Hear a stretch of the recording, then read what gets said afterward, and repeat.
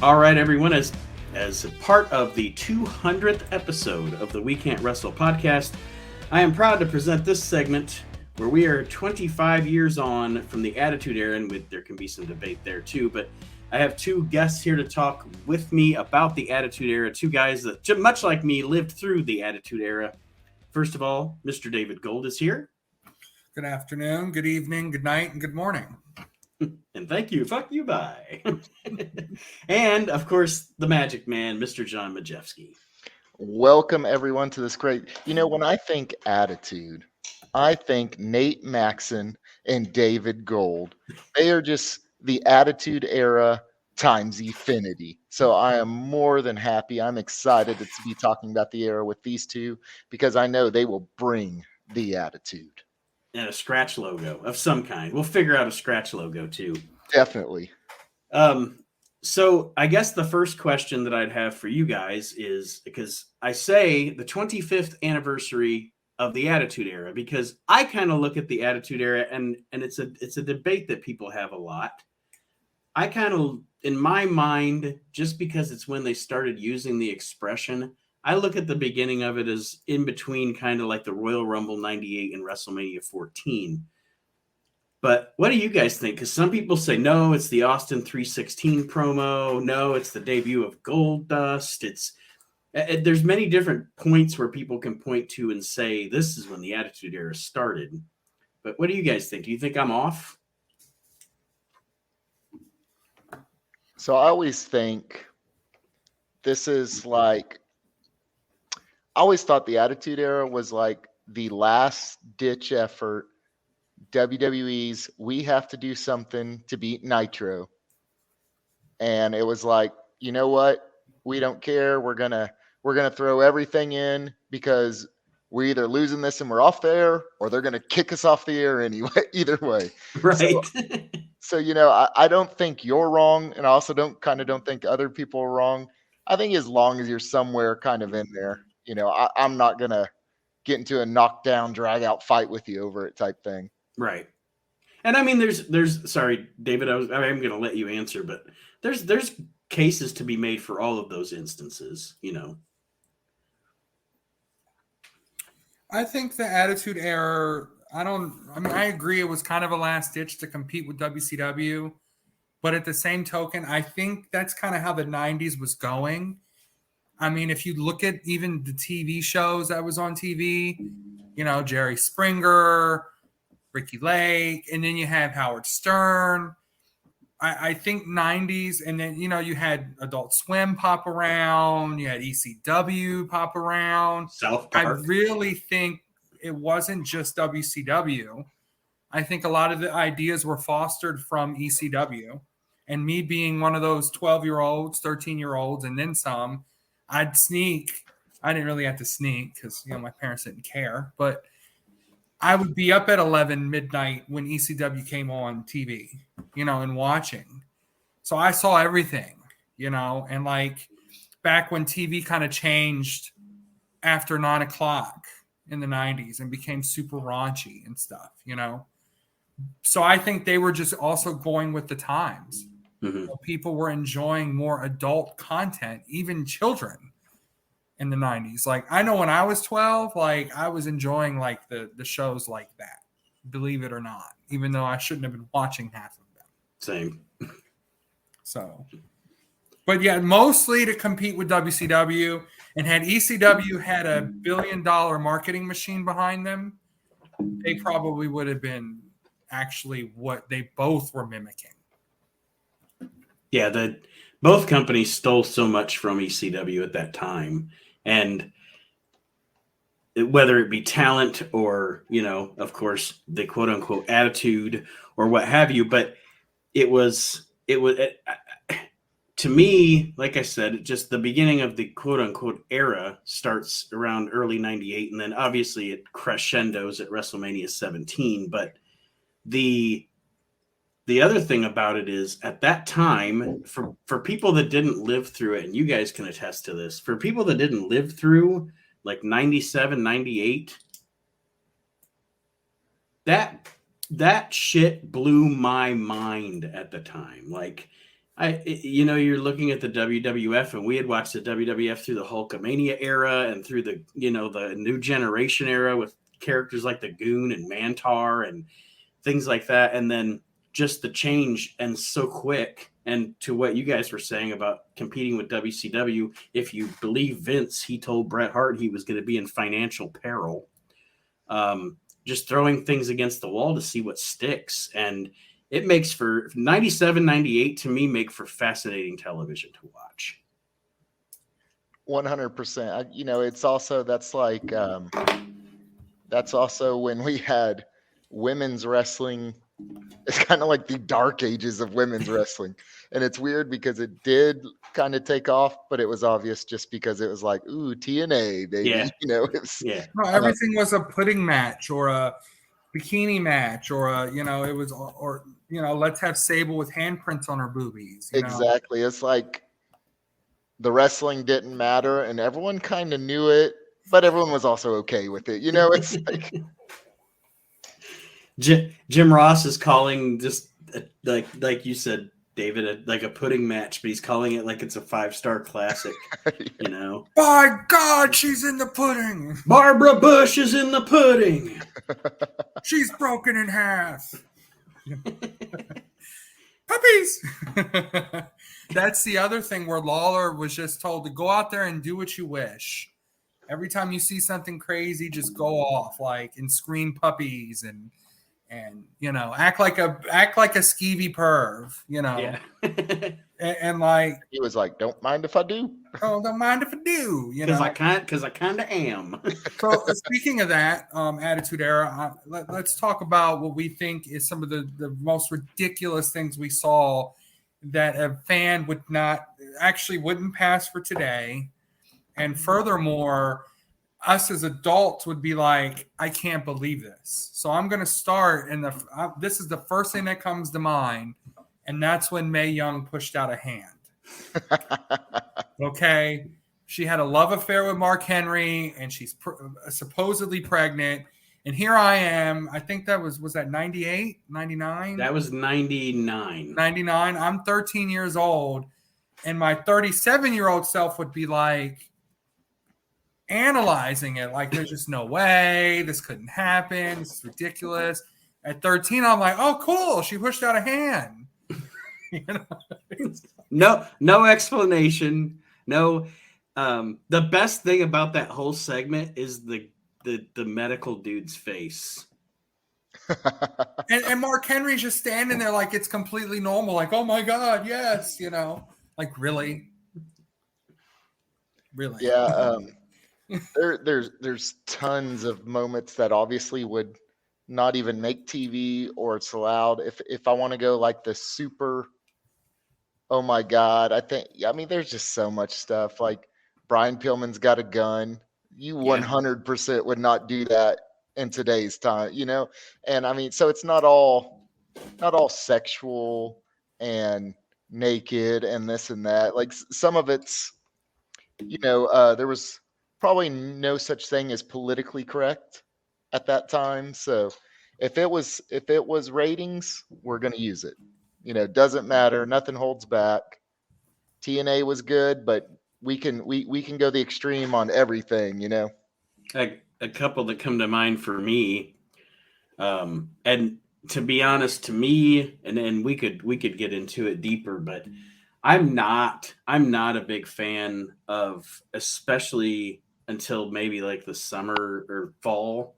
I'm not a huge fan of WWF 1999. It's too much Vince Russo. It's like for instance, you could never do all the stuff they did with the Ministry of Darkness today.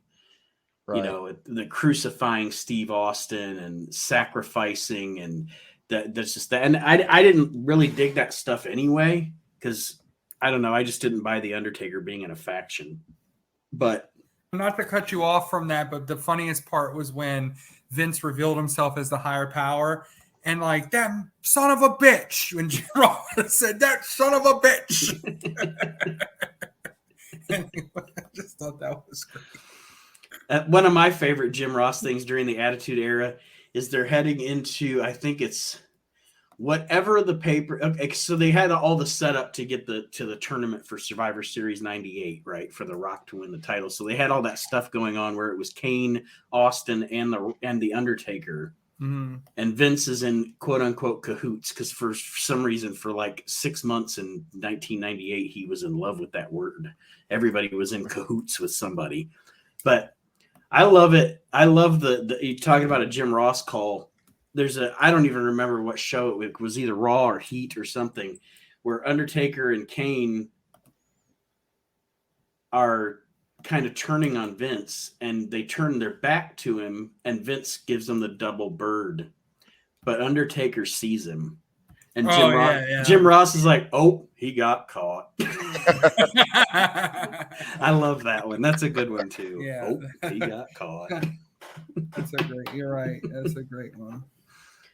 But yeah, the ministry stuff, a lot of the stuff that they did with Val Venus, you wouldn't see today. Oh no, for sure. Chopping off the PP. Yeah. No. And especially the Divas stuff, because like John said, it's like the dark ages of women's wrestling. It's, we look at women's wrestling today in 2023 as on par with the men. They are competitors. They are athletes. In the Attitude Era, other than a few, like say Ivory, but even Ivory, who was a legit good wrestler, they sexualized her. Right. It was just they were hypersexualized, and yeah, you look back on it now and it's pretty cringe. Yeah, very cringe. Mm-hmm. And it's to show like how much of a different time it was. Do y'all remember? I can't remember who it was, but someone like sued the WWE for being too raunchy. Sable. Oh, you mean a fan, or you mean an actual? No, it was like an activist group. The PTC. Yeah, and it was so bad. Like they lost and had to pay WWE for like defaming them or whatever it was. It's just like such a different world at that time. And then to mock them, I think like the judge was like, "Got home, time to watch my recorded Raw." Yeah, I got 2 words for you: not guilty. Yeah, I mean the WWE was so pissed off about that. That's the entire reason they created the right to censor, was to mock the PTC.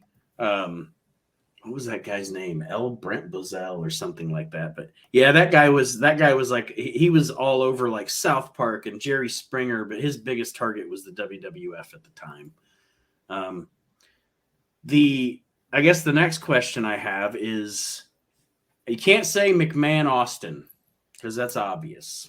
But other than that, what's your favorite like rivalry feud of the Attitude Era other than Austin McMahon? So I don't know. I mean, if it's like my favorite rivalry feud, but it's like so intriguing to so many fans. I think the Montreal Screwjob, Bret Hart, Shawn Michaels. Like I said, I really don't think of that as like this almighty great feud, because it ended up like rolling into, it was a shoot type thing. But like, I think that's with the everything that was going on, that was like the first time, openly in the ring, people are kind of pulling back that curtain. And it's like I said, I don't think I wouldn't say, oh, Bret Hart, Shawn Michaels, because it was almost more Bret Hart, Vince McMahon, but it wasn't a wrestling rivalry, obviously. But I mean, everyone, if you're the casual fan at that time or whatever, or if you're just, I used to watch wrestling back in the day, they could, everyone knows the screw job type thing. So. Yeah. Well, that's what sprung the Attitude Era, the evil Mr. McMahon. He took and ran with it, and then the stuff with Stone Cold, he was already, marching around. He destroyed Jake, who was in the latter part of his career. And then of course WCW is over there taking ECW talent and stealing the cruiserweight division ideas and stuff, and basically they're both like just seeing who can one up one another. Right. So Vince is like, and Vince Russo. The thing with Vince Russo is that the reason he didn't work so well in WCW was because he didn't have that extra filter. And believe it or not, there was a filter. Yeah.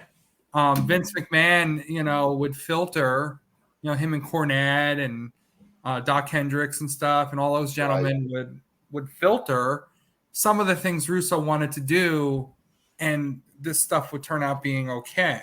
Whereas some of it was, I can't believe they just did that. The Katie Vick stuff, the thing that Russo would do, and then I'll say what my favorite rivalry of the Attitude Era is. But while I'm thinking about it, the worst thing about Russo is Russo did so many things with wrestling that were unnecessary and didn't have anything to do with wrestling. Mm-hmm. Example. And I want to look at it from this way too, a mental health standpoint. Like, one of my least favorite things that's ever been done on wrestling television is Terry Runnels loses her baby.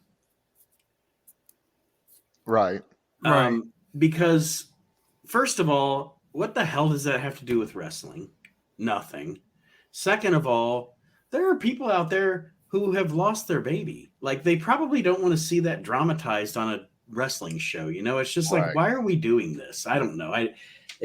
But yeah, he did a lot of that stuff that just triggered. I don't want to use the word triggered, but triggered me. Just like, this is tasteless, and I'm okay with I love tasteless humor. You guys know I love raunchy humor and stuff, but there's just some things that don't belong in a wrestling show, right? There's a ton of things that didn't belong, like, and there's actually a funeral going on next door when Triple H is doing the Katie Vick stuff, right? Like a literal funeral. I don't know if I agree with the embalming stuff either.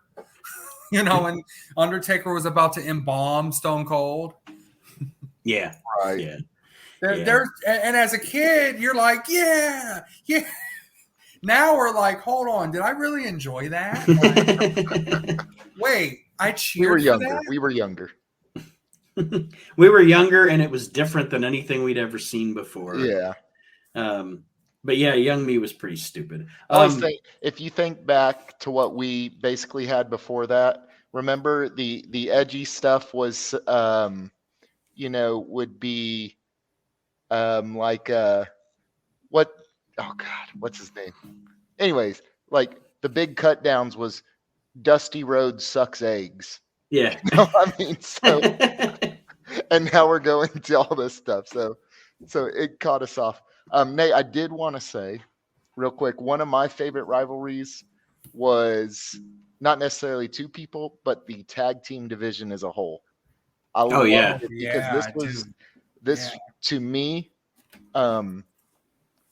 just my opinion, this was like the greatest era, and it went over obviously into the next eras a little bit too, but this was like the birth and the highlight of tag team wrestling, in my opinion, at least, even to this day. And the thing that's etched in my memory is Jeff Hardy hanging from a belt and Edge spearing him off the belts.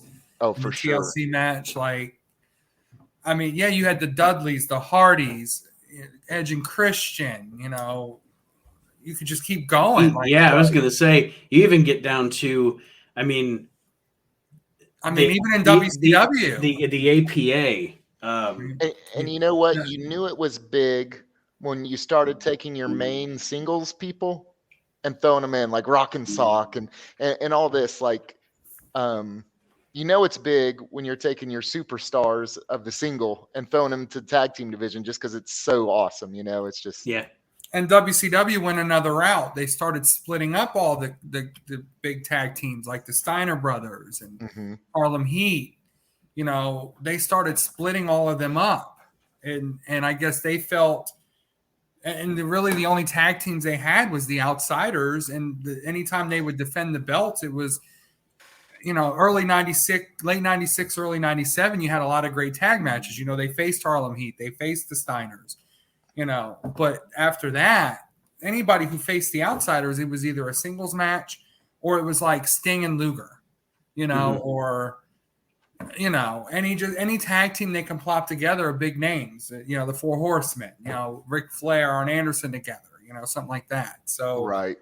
they went another route with it, while WWF, and I'm going to call it that because that's what it was at the time. I just hate when people still call it WWE. I'm sorry. It wasn't WWE then, okay? So it was WWF then.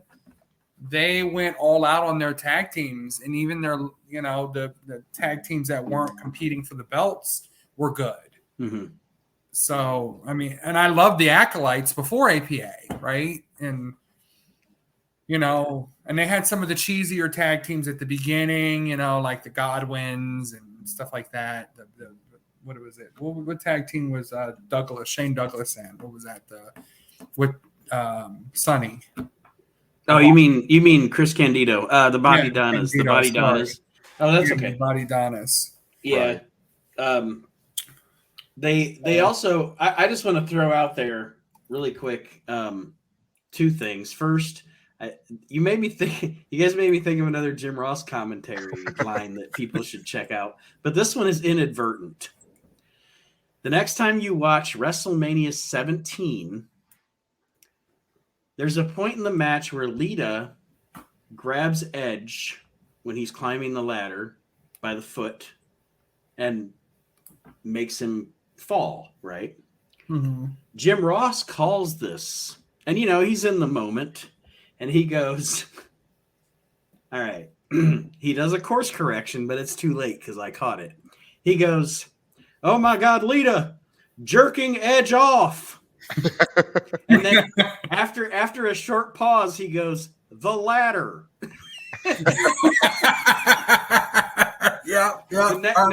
Next time you watch it, if you haven't noticed it before, folks, listen to it. It's kind of funny because he's like, oh, I fucked up. And then the other thing that I was going to mention, because you mentioned the Godwins, the Body Donnas, that early part of the Attitude Era.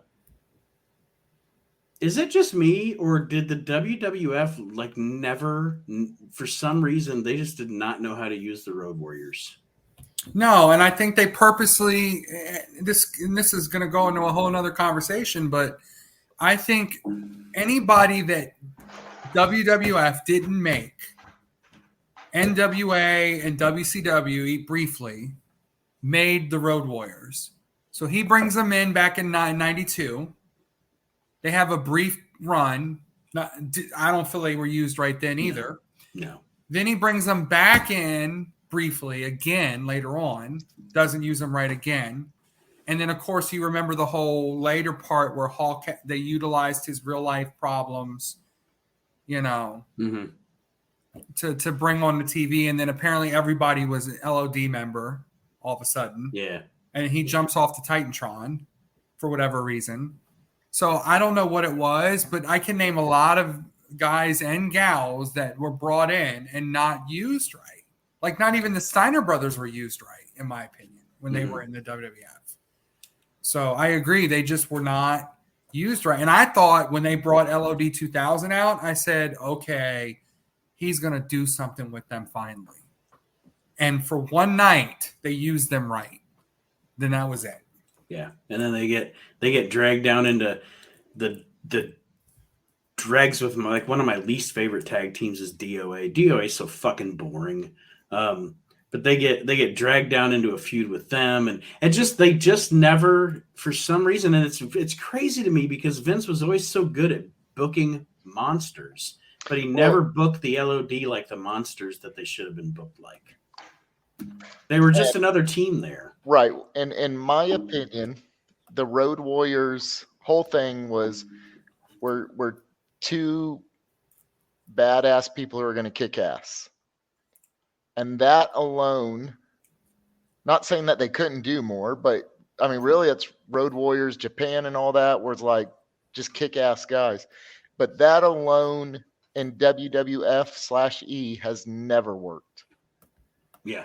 It's got to be something more than just we're a badass who beats the crap out of people. And I don't know if it was Vince, and I don't know if it was them. Like you got to have a gimmick, especially then. And even all our badass, kick-ass people had something. So, and that's just my opinion. And it could have been Vince holding back because he didn't create them. But, I mean, correct me if I'm wrong here. He did put them, because didn't they come in and they were against Demolition right away, who was the obvious knockoff of Road Warriors? Yeah, because they cost Demolition. And I disagree with that assertion, but I disagree with that wholeheartedly, too. I don't think they were a knockoff. But I'm pretty sure, they've admitted that. And that's fine. But I just never okay, I'll get back to my point or to our discussion. But yes, they came in and they actually cost Demolition defended the tag titles against the Hart Foundation at SummerSlam, and LOD cost them the titles. And then they started their feud with Demolition. I guess I'm not saying I disagree with. I don't want to say that. I never viewed Demolition as a Road Warriors ripoff. I totally view Demolition as their own thing. Powers of Pain, however, you could totally make that case. But I just, to me, Demolition is its own thing. Maybe because I'm biased and they're one of my favorite teams, but they're their own thing to me. They're not an LOD knockoff. And like you said, if they said they were, that they were. But I just never viewed them that way. Yeah, I don't think it was either, because then you could argue that Barbarian and Warlord were as well, or whatever the case may be. But at the end of the day, I don't believe they were. So I think I don't know. I'd have to research it again, but I'm pretty sure people have said that was Vince doing that on purpose, the Demolition. Now, just because you say they're a knockoff of them, that's nothing against the two workers, the two individuals. Because I agree, I love Demolition. And remember, I was no cable TV boy, and forever my exposure to wrestling was Saturday mornings. So I loved Demolition. My first exposure to Road Warriors was Legion of Doom when they came over as WWF. Because I'm talking about little kid. I can't even take myself to the store to read the magazines and stuff. It was literally Saturday morning, and then every once in a while I could rent the pay-per-view that's 6 months old already. That's coming to the video stores. So don't get me wrong when I'm saying a knockoff. I'm not putting them down. That's just, and like I said, I'd have to research it. Maybe I'm wrong. I think I've read before that it was the answer to Road Warriors was Demolition. And that's highly possible. Especially at that time with Vince McMahon, because he wanted to have his own of everything. So my favorite rivalry, getting back to it, because this is what I do. I always take conversations in 16 different directions. But getting back to my favorite rivalry of the Attitude Era might actually surprise people, but it's actually Triple H and The Rock. It's at that time they're both kind of coming up together. Mm-hmm. And they have multiple different, their rivalry goes in and out throughout it weaves through the Attitude Era, even into 2000. My favorite Iron Man match ever is the Judgment Day 2000 Iron Man match, because there is so much going on and it's a great match. You have the return of the Undertaker and the falls are 5-5. And it's the epitome of the Attitude Era. There is so much shit going on, right. But they just from when they started feuding with not even DX versus the Nation. Rocky beats Hunter for the Intercontinental title, and then come about maybe 6-8 months later. Now you've got DX and the Nation, and they have their ladder match at SummerSlam '98, and then they go into '99, and they're kind of apart. But then you go into 2000, and their rivalry almost defined the year 2000 in the WWE. That's my favorite rivalry of the Attitude Era, is those two. You're making me, I'm going to have to go back and watch that match now. Judgment Day 2000. I'd say that Triple H was, during that time period, that's when he did his best heel work, and his stuff with Cactus Jack and Mankind was phenomenal. The cage matches, the street fights, and Foley was having his last little bit of run up until 2001. That stuff, that the Stephanie passed out in the car seat. I do. Yes. The fake Stephanie voice when they're married. I did. The biggest, I swear to God, the biggest heel pop in the history of the business, or the history of the WWF, let's say that. The biggest heel pop on their television show ever is during the wedding when the preacher says, "Does anybody have any object?" or whatever, and Triple H's music hit. Man, that crowd went insane. That is one of the most moments of heat I've ever seen in my life when he interrupts their wedding. What a great story. The next to last question, I have two more questions for you guys. The next one is, and I know it's a hard choice because there's so much great talent, but to you, who is the MVP of the Attitude Era in the WWF? I'm going to say Mick Foley. And I'm going to say Mick Foley because two of his segments were the highest rated in history. When he won the belt. Now, credit to WCW because they told you he won the belt. Thanks for the rub. And the second, This Is Your Life with The Rock. And let's not forget his segment with Vince in the hospital bed when we finally met Mr. Sacco. He keeps trying to get him to drink the Slurpee or the big then gulp all or whatever. his stuff as the commissioner later on. I mean, and all the times he lost and all the bumps he took off the cage, 3 separate occasions, the street fight, just everything that Foley encompassed during the Attitude Era. To me, he was the MVP. Obviously, some would have an argument about Stone Cold being that MVP because he was the top merch seller and, but to me, Foley he just made it just that much better. And I know I'm a little biased in my answer because we all know I'm a Foley mark. Yes, I admit it. But there was just so many things he did, so many promos. His stuff is early Mankind with Undertaker. I could just go on and on. So I'm going to stop here. John? I would say it's Stone Cold. I mean, that's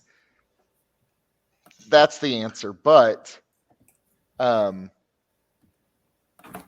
would say DX is huge now.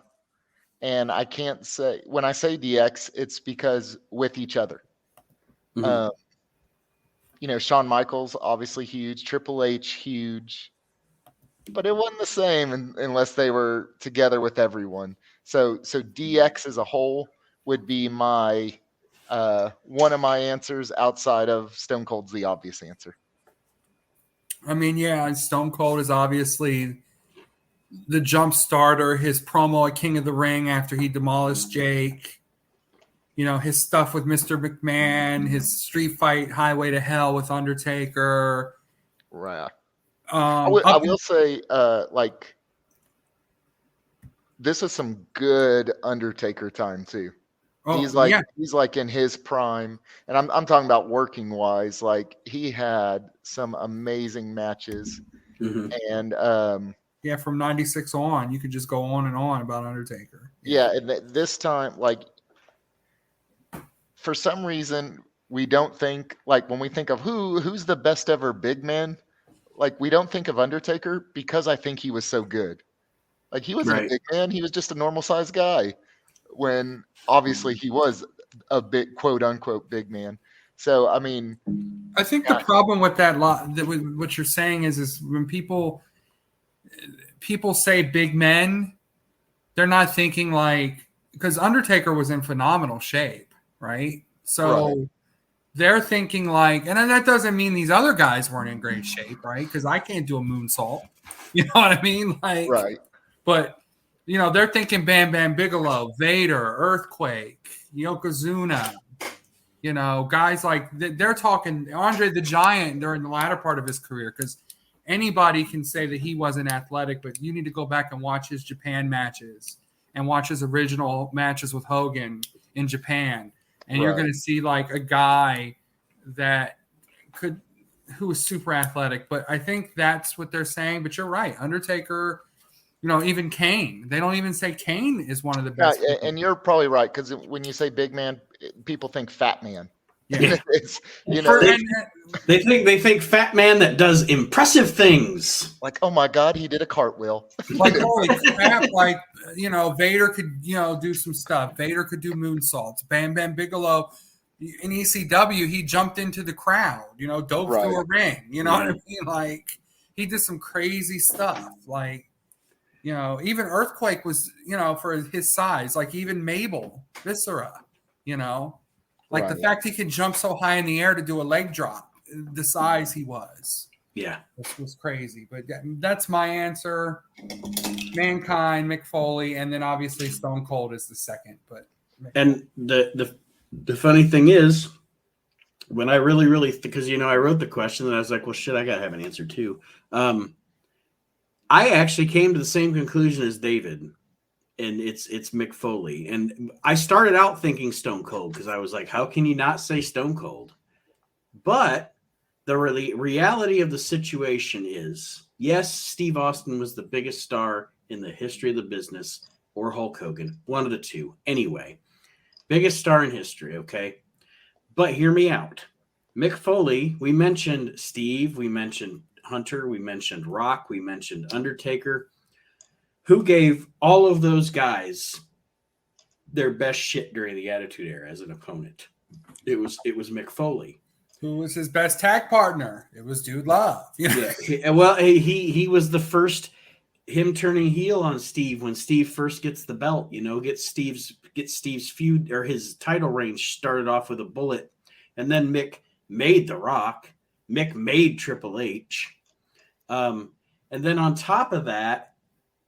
Steve, if you were to take the matches that Steve Austin had, the amount of matches versus the amount of matches that Mick Foley had because of Austin's injuries and stuff, Austin actually didn't wrestle a lot during the Attitude Era. Foley was wrestling all the time. And the stuff Foley was doing.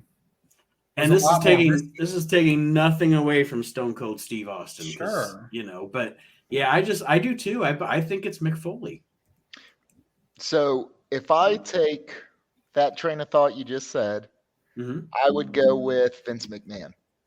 And I'm talking about on-air personality, not the owner, head creative guy, whatever. Because I think other than wrestling all the time, he's not like he wasn't wrestling matches and definitely wasn't going through physically what Mankind was. Exactly. But as far as making people, like one thing I don't think you could ever blame Vince of is, like whenever I hear like wrestlers go like, oh, they just wanted to make an ass of me or whatever. I'm like, have you ever seen Vince when he wrestled? So that's just the thinking. And there's no wrong answer here.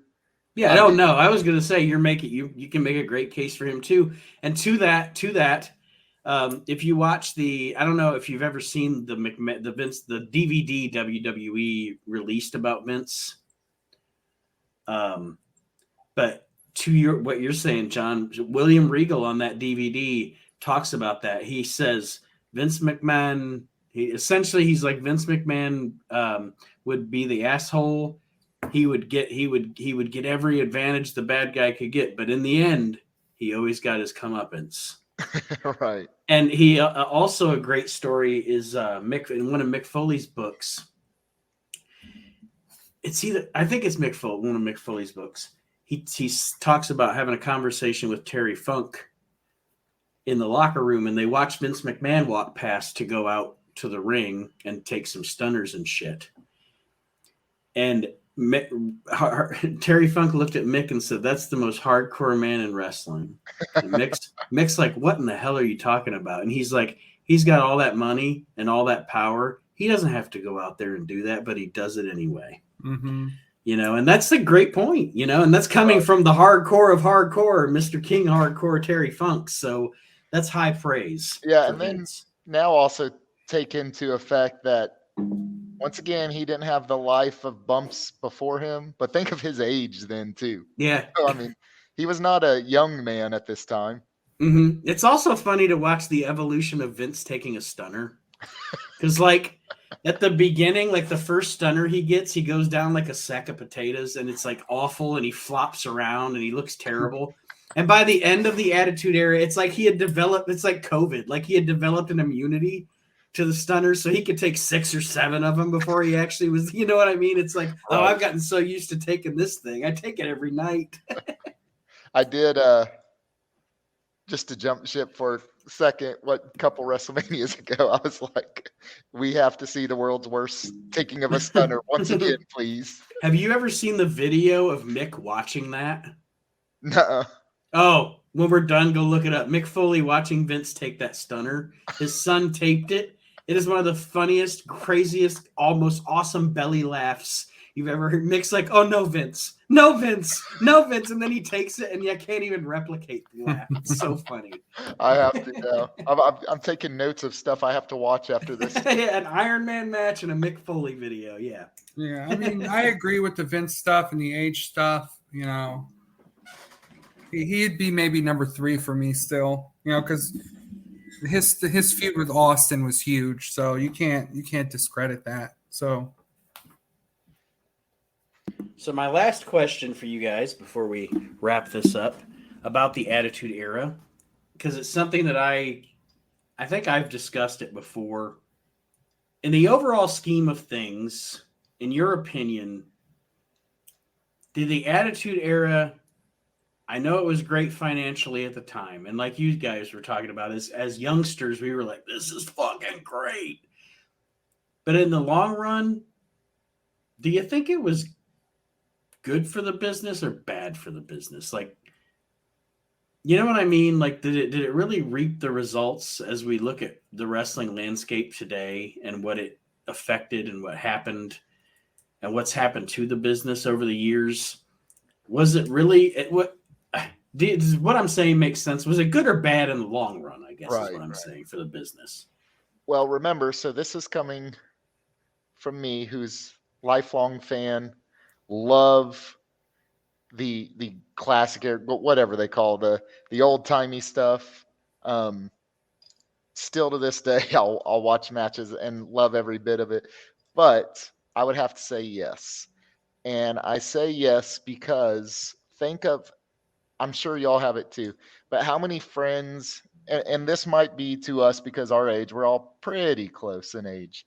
How many friends did you have who was like, man, I haven't watched wrestling since I was a kid, and then now I'm back in it.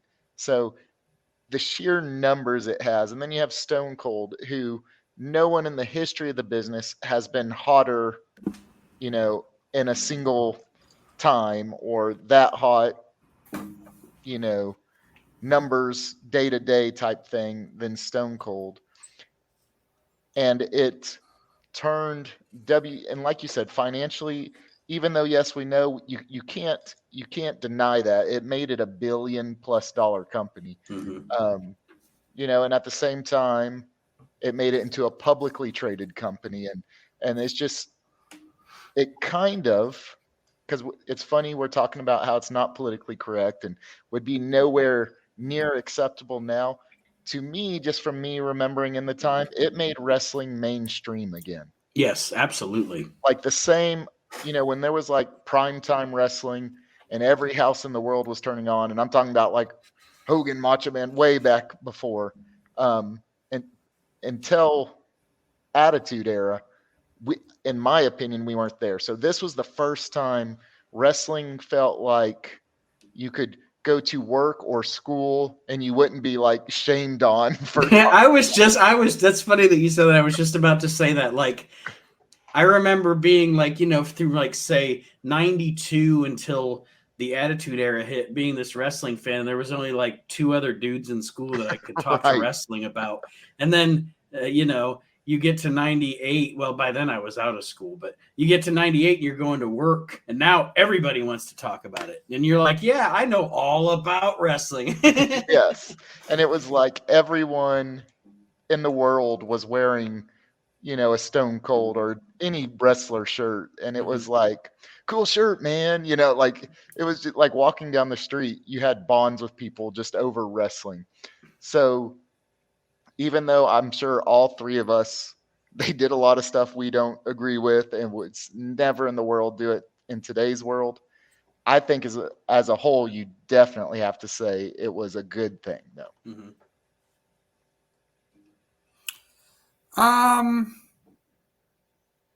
I would say that, yeah, I mean, we kind of were in the middle, in the thick of it, though. And I was in middle school and high school and elementary when this was going on. So obviously there was a lot of kids, that were wearing the shirts and hyping it up. I had some friends that actually only watched WCW, believe it or not. They didn't watch the others. I had some friends that couldn't watch ECW, due to when it came on and the extreme nature of it. So at the end of the day, yes, it was more mainstream in terms of, what we liked. But I'd argue that I also was in elementary in the late 80s, early 90s for a little bit. But I went towards the latter part of when like Hogan's run was starting to get stale, unfortunately. So I believe that if you got somebody on here, and John, you're a little older than I am. So are you, Nate. So you guys were kind of in school towards the latter part of the 80s. In some ways, I didn't start elementary until 91, right? So that was kind of towards Hogan's end. We're getting close to it. But I think like there are a lot of people, if you ask them right now, like if you travel, or even back then, if you traveled overseas and stuff, and you ask them, do you know who Hulk Hogan is? They would know who Hulk Hogan is. But if you said, do you know who Stone Cold Steve Austin is? That could be hit or miss. So I just feel like that wrestling in the late 80s, when it started booming and Hogan was getting so over and it just became the giant that it was, I think that, it just really depends, I think. I feel like I was a fan of both eras equally, just in a different way. In the 80s, I was more into like the Hulk Hogan's and the Ultimate Warriors, and they were more driven for kids, right? Right. For sure. The 90s, it was more driven towards adults, but I also had grown up. I was a teenager or almost a teenager when it first started, and I wanted different stuff. I didn't like, and if you all remember correctly, 94 to 95, both WCW and WWF were very still cartoony. You had Dungeon of Doom, you had fake Diesels, fake Razor Ramones, you had the Goon. You still had that stuff going. Repo Man, you still had that stuff going, and we all hated it, right? Because we were getting older. So I think the fans like us, and y'all are a little older, so you were, more closer to adulthood than I was. So you also felt, I'm so sick of this. It's terrible. Mm-hmm. So I think it just evolved. And to be honest, yes, I think the merch sales picked up a lot more. But I'd argue you would need to look the facts up and see the type of merch that was out there. Like, there was a couple years where the only figures being made were Bend-Ems. Okay, so there wasn't figures. And then we got Bone Crunching Action. Then we got Toy Biz. But for a couple years there in the mid-90s, there was no figures. So the merch sales weren't as booming as they were, when we got like marbles and frying pans and spaghetti makers and, so it's really, I'm sorry, my answer was long as hell, but it's really hit or miss on either or. I think they were equal in several ways and unequal in others. I am of two minds on this subject because I go back and forth about it. From a business, and it's like Scott Hall said, everybody wants to say the wrestling business until they try to treat it like somebody tries to treat it like a business. That's what he always said about people that criticize Vince McMahon. They all want to call it the wrestling business until somebody wants to treat it like a business. Fair point. From a business and money standpoint, to what you said, John, this is the era of wrestling that made WWE a public company, that made WWE like today. I would say you guys agree with me. At this point in the history, there's never going to be a company that's going to even compete with them. They are the NFL of wrestling. They are the NBA of wrestling. They are just an institution now. And the Attitude Era is what caused that. And that's where I'll say it's a plus. Where I'll say it's a negative is some of the bad habits that got picked up during the Attitude Era, booking wise, have carried on to create some of the stuff, some of the reasons that I don't like modern wrestling. Wrestlers' inability, it seems, to slow down anymore. Oh, 100%. Everything's got to be high spot, high spot, high spot, high spot. Like, I get so happy when I see like a match between Gunter and Sheamus that's just going to be a knockdown, drag out, old school fucking wrestling match. You wouldn't have, and I know I don't want to debate it. We're not talking about modern wrestling. I'm sorry, but I'm just saying some of the afterbirth of the Attitude Era is crap that they put on TV, like Orange Cassidy. I love Orange Cassidy, though. I hate Orange Cassidy because Orange Cassidy makes the business look stupid. Prime example. I won't go too much in it because my internet keeps slowing down. That's why I turned my camera off. I'm like, okay, because we're having storms here. So I'm like, I don't want to lose these guys before we're done. The bigot, like, okay, hear me out, Dave. I watched Orange Cassidy. This is probably 2-3 years ago, whatever. I don't have an encyclopedia for AEW, but I watched Orange Cassidy do that stupid little kick thing. That I fucking love that. Okay. But, okay. So he does it to Pac, right? Who's a badass. And Pac didn't just punch him in the fucking jaw and knock him out.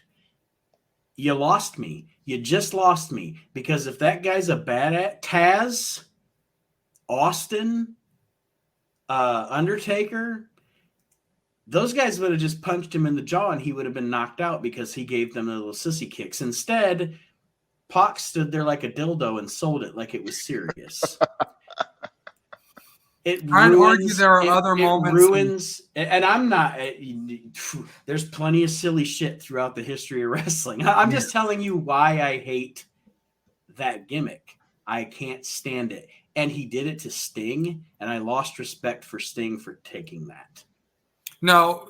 First of all, what did Sting do though? Right after that, I don't know because I didn't really watch it. Sting did the same thing. Actually, number one, no, Sting did the chops and then did the small. Watch it because go back in YouTube. Sting doing Orange Cassidy. You'll actually gain that respect right back because he mimicked what Cassidy was doing. So he made it like. What the heck are you doing? Go watch it. I'm serious. You'll gain that respect back. I get you, Nate. Now we're starting to get off a little. Yes. We wrestling, professional That's what wrestling we do. is entertainment, 100%. But if I go watch a Rambo movie, halfway through the movie, they don't show me that it's not really, those aren't real bullets coming out of the gun. So Right. that's what I always say. And I'm a little old cranky man wrestling guy now too. I catch myself all the time yelling at the screen going, that's supposed to hurt. And I do want to clarify very quickly because one of my biggest problems with modern wrestling, especially social media, I'm leaving so many wrestling groups. It's ridiculous. My biggest problem with modern wrestling fans and social media is how toxic they are. And I'm saying it right now. If David Gold likes Orange Cassidy, I think David Gold should watch Orange Cassidy anytime he wants because that's what entertains David Gold. Mm-hmm. I don't like it. My biggest problem with modern wrestling fans is that they attack each other. You know why Orange Cassidy? Do you guys understand what I'm saying? Like, if I was in a wrestling like Facebook group right now, and David said I liked Orange Cassidy, I would, if I was toxic like most modern wrestling fans. Well, you suck because no. David doesn't suck because he likes Orange. I don't like Orange Cassidy. David can. That's fine. But I don't know. Just the personal attacks by people nowadays really fucking annoy me. No, I get you. And also, let me say this. If I was Orange Cassidy and all of a sudden I could make a whole bunch of money being Orange Cassidy, even if I hated Orange Cassidy, I would do it. Right. And And again, I don't begrudge him, and I don't begrudge anybody who likes him. I just don't watch him. Right. It's I that get easy. you. And my only take is it's not like modern wrestling, because there's some old wrestling that I don't like also for the same reason. But like we always talk about escape reality, and that's kind of what I like to do. You know, I want to buy into the whole storyline, and I want to buy into two grown ass adults getting into a fight. And Yes. some of that stuff, I'm like, okay.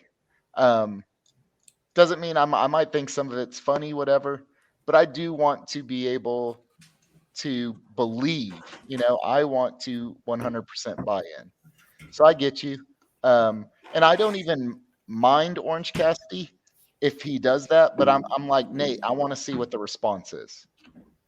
That's where Sting made that appropriate response to that, right? Right. If you did it to me, or not me, but to any wrestler, and then the wrestler grabbed you and chunked you out of the ring, I would like that, you know, because that would be to me an appropriate response. Right. So that's all. I never want to say I don't like this guy, I don't like what he did. It's all, what's the whole story? Let me see it, and then I can be like, now sometimes I'll be like, that's a little too fake for me. But so I shouldn't say old wrestling because there's some old wrestling stuff that I feel the exact same of. Yeah. So. Yeah. Well, that's like I posted that picture, I don't know, a couple of weeks ago in the Facebook group that I was like, we don't, you know, I'm as big a fan of old school wrestling as the next guy, but let's not act like wrestling just got silly in the past 10 years. And it was a picture of Kamala 2, and a midget Kamala. So it's like, got doink, dink, pink. Yeah, dink. let's not act like wrestling just got silly. Right. You got doink, dink, pink, mink. Okay. Yeah. All right. And furthermore, yes, the Orange Cassidy kicks. To me, the point of them isn't to. I could see, Nate, your point. If the person he's kicking acts like it hurts, like they start selling it, and they like hold their leg and fall down, that's where I would have a problem with it. Mm-hmm. But most of the guys, 99% of the guys, except for what Sting did, which was hilarious, stand there and just stare at him. That's what makes it great, because it's ridiculous. And they know it's ridiculous. So they stand there like, what is this guy doing? Like, this is ridiculous. Like, and some make faces, some just like no sell it. They all no sell it. I would be mad if a dude fell and he pinned him and the match was over. Right. Okay. Like the finger poke of doom. Mm-hmm. That's when I would be like, I'm done. The rest of the Orange Cassidy match, the Orange Cassidy can wrestle. He's really good in the ring. Well, he can definitely, I mean, yeah, absolutely. That's why, as you guys know, that's why we call this the We Can't Wrestle Podcast, because my least favorite chant in wrestling is "You can't wrestle" from a bunch of guys in the audience who actually can't wrestle. So no, I mean, and again, I never take anything away from the guy, that the fact that he's a wrestler and he knows hell of a lot more than I do. I'm just not a fan. That's the long and fact short. that the what chants are still going. Good Lord, people are still doing what over and over again. All right, it's done. That's like 22 years ago. We're done. No more what? Yeah, speaking of the Attitude Era. What? Well, I am going that was Stone Cold's worst run ever. Terrible. Terrible as a heel, just terrible. And everyone just loves what? I'm like, this is just so bad. This is bad. This is bad. Like I still, it's like you hate Orange Cassidy that part.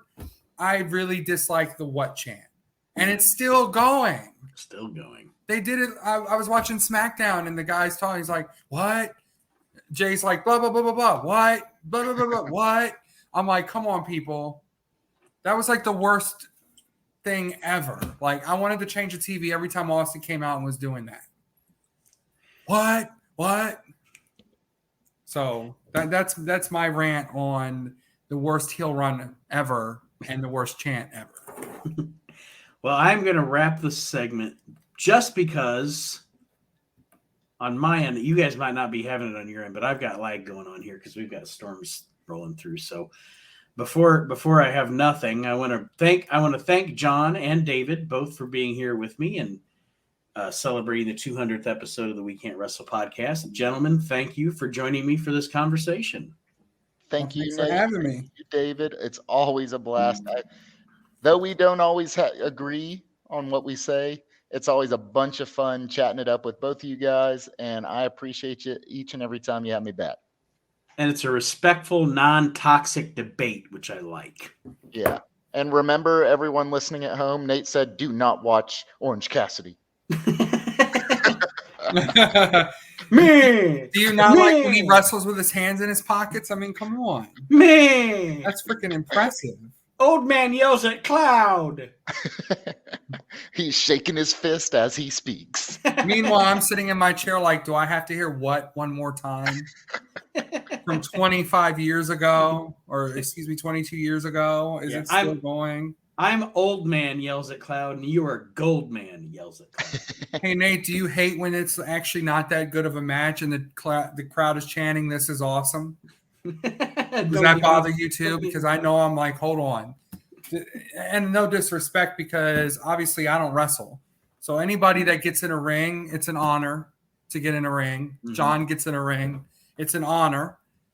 I couldn't do 99% of anything that anyone does in the ring. I can get into a ring, and even then I was like shit doing it. So, because I've gotten into rings. So, and I get nervous just stepping between the ropes, hoping I don't fall, right? But at the end of the day, I also have eyes and have been a wrestling fan for 34 years, and there's pictures to prove it. So when I see a match that's not that great and I hear the fans going, "This is awesome," I'm like, what are you watching? Yeah. So, and that's not taking away from who's in the ring, because they're doing better than I would do. Right? It's because the crowd wants to be a part of the show more than anything nowadays. Oh no, I mean you're right, because I'm sure y'all have seen it at times too. But you'll see the most basic move, and then they get a "holy shit" chant. Yeah, I'm like, we saw that 6 times last match. Arm drag, holy shit! Hey John, have you ever just stood in the ring thinking to yourself, "Man, that wasn't that good of a match," and everyone's going, "This is awesome"? You're like, "No, it's not. It was my worst match I've wrestled ever." It happens because you can be the best wrestlers in the world, and sometimes you just don't have that chemistry it takes. So everyone's had a bad match, so I mean, and that's also not against people that have always had good matches. Sometimes there's a worker you're working with that's not as good as you are yet. So, well, thanks for having me. I appreciate it. It always is a great debate. I definitely, we all have our differences of opinions. I think I enjoy Orange Cassidy. I like Kenny Omega. Obviously, Nate doesn't. So, hey, but you did see that I gave him credit, right? For the first time in life, yes, I did see that. That Omega Ospreay match was badass. I gave him credit for that. I give credit where credit is due. I know your disdain to Kenny Omega, and in John's eyes, Hogan can do no wrong, right? So, for the record, I'm talking about on-air Hogan. Well, we're all talking about on-air people, right? Like, we're not talking about what someone's done in their personal life. Yeah, that's what I'm saying, like, about the toxic wrestling fans. Like, I don't know Kenny Omega as a person, so I couldn't give 2 shits less. He might be a perfectly nice fellow. That's fine. I just don't watch him wrestle. And I just happened to give it a chance during that Forbidden Door thing. And they had a good-ass match. I got to give him credit for it. So now you'll be back. You'll be watching him again. I'll be and then I'll watch his next match, and he'll wrestle a match that should take place in an arcade game, and I'll say no. Bayougan! I just.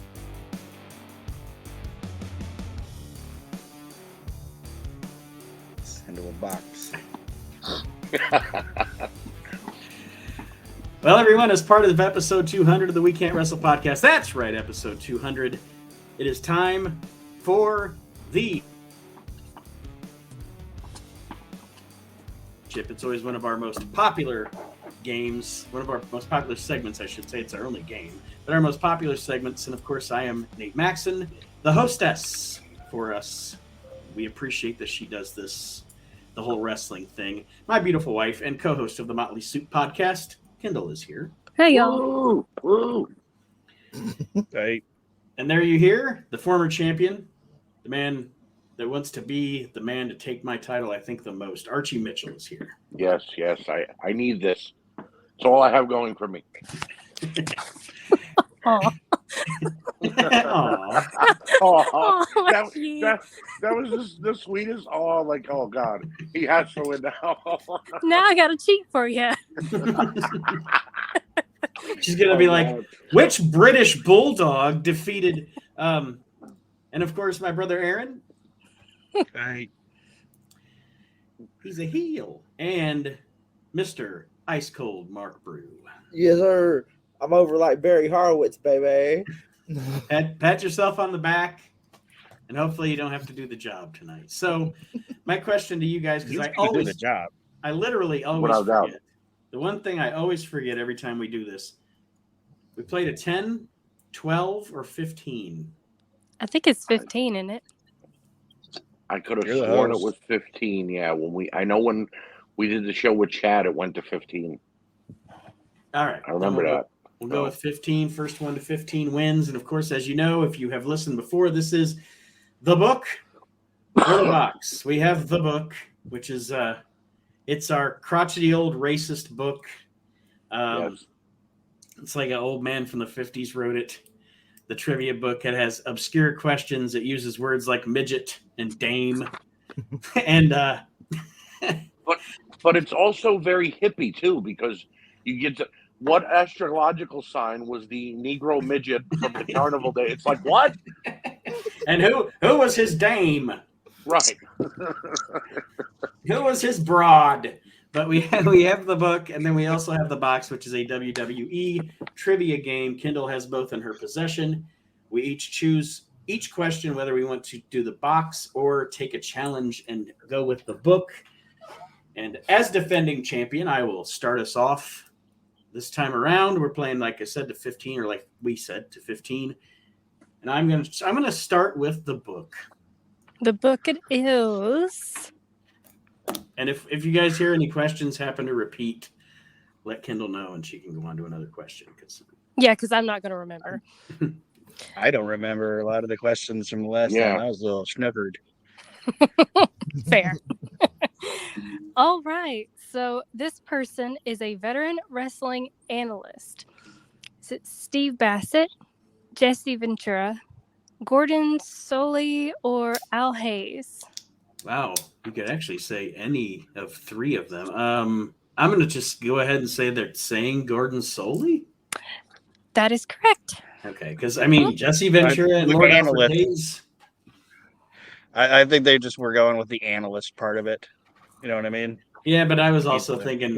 I was also thinking I'm being hoodwinked into a trick question. It was very Who Wants to Be a Millionaire, where you would have used your 50-50 and still got left with two great answers. So yeah, yeah, it'd been like 50-50, and then it'd been like Gordon Soley, Jesse Ventura. Shit. Right. All right, Archie, you're next. Give me the box. All right. Who did Bret Hitman Hart defeat in an I Quit match at WrestleMania 11? That would be Stone Cold Steve Austin. I'm wrong. You are wrong. How did you know? Because it just came out too fast. I didn't have a chance to think about it. You didn't chew on it hard enough. All right. No. Bob Backlund? Mm-hmm. Mm-hmm. That's the match where Roddy Piper's like, "What do you say? What do you say?" He just keeps, "What do you say?" It's also the only thing that Brett's ever criticized Piper about. He said that he's like, that match was gonna be great, and then Piper was in it, and he was just so annoying. Like it was phrased better than that, but yeah, he said Piper took away from it. But yeah, I know. I can see where Archie got confused there for a hot second. Because the submission match at WrestleMania 13 was Bret Hart and Stone Cold. Aaron? Box. All right. Before becoming a successful manager, what woman beat the fabulous Moolah for the WWE Women's title in 1987? Was it Sherry? Sensational Sherry? Yep, sure was. Good answer. All right. Sherry was the greatest. Mark? Let's go with the box. No book love, huh? All right. We're gonna leave those for Nate. No, over here we love the box. Yes. All right. What was I think the everybody name? loves the box on here, but anyway. Sorry, that was an Maybe I should inappropriate let you joke. all think you're answering from the box. Maybe that's what I should be doing.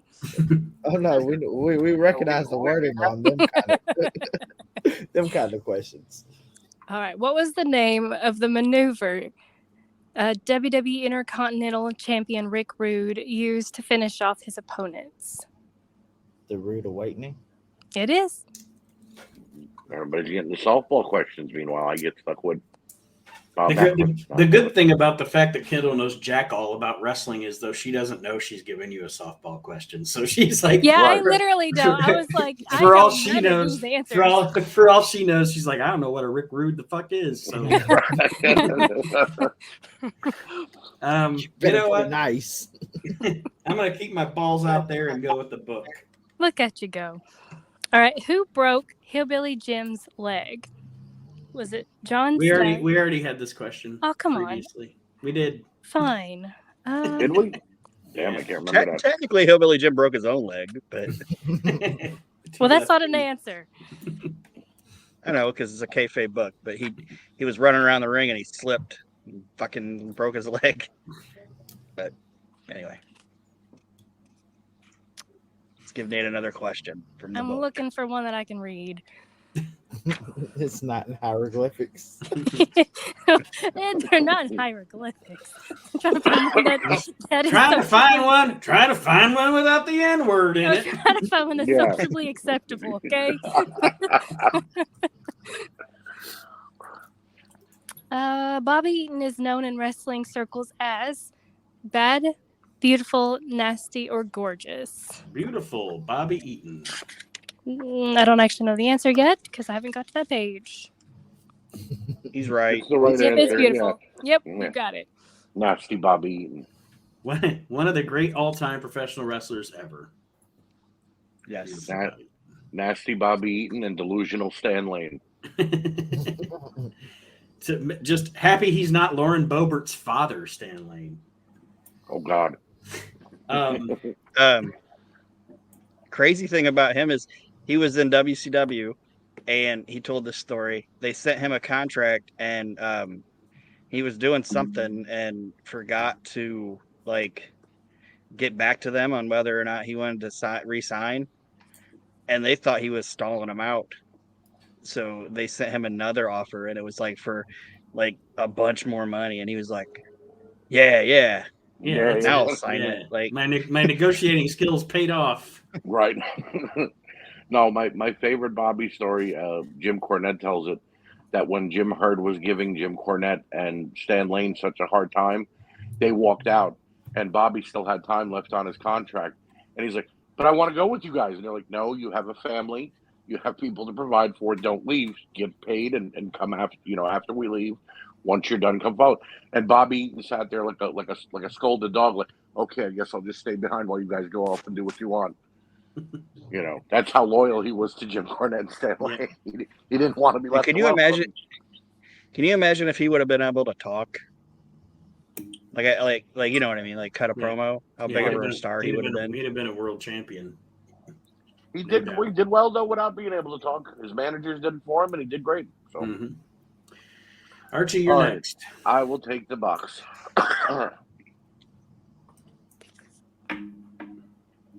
Okay, what superstar appeared in 13 consecutive Royal Rumble matches from 1999 through 2011? I see.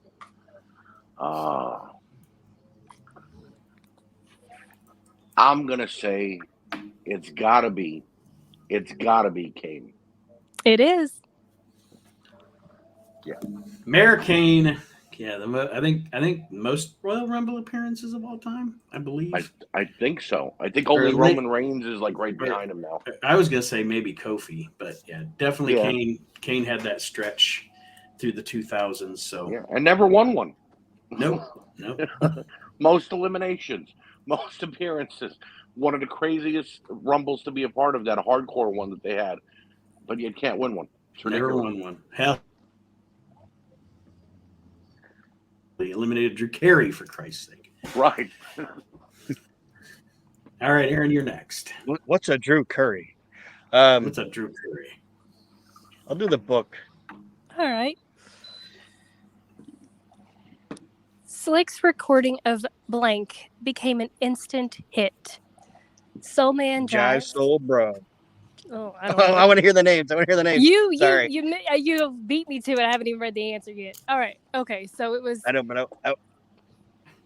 Soul Man Jive, Jive Bro Soul, Soul Brother Jive, Jive Soul Bro. I believe Aaron Jive gave the Soul last Bro. one. Yeah. Which one did you say, Aaron? Jive Soul Bro. Yeah, that was the one. Okay. Yep. You're right. Joel, And he was it's like, fantastic. the one was like, what was it? Soul Jive Bro. Yeah. One of the greatest music videos of all time. Oh, definitely. One of the greatest entrance themes of all time. Watching him and Boss Man and Akeem come out to it is fantastic. Yeah. And did you guys know that that's not a WWF song? Really? Like Jive Soul Bro is a real song, and WWE bought the rights to it and had Slick sing it. They did the same thing with Grab Them Cakes that JYD comes out to.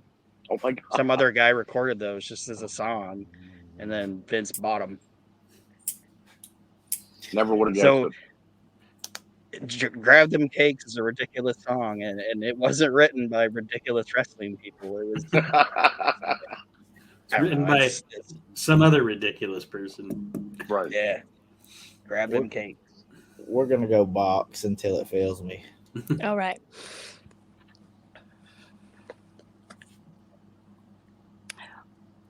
What superstar made history in June of 2006 when he was both the ECW champion and WWE champion simultaneously?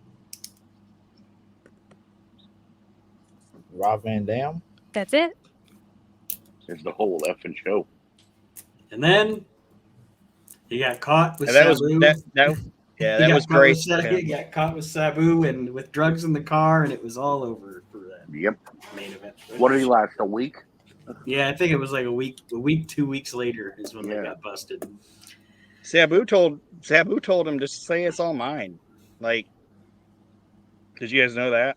Yeah. Yeah, but they knew Rob was a frequent pot smoker, so they understood some of it was his.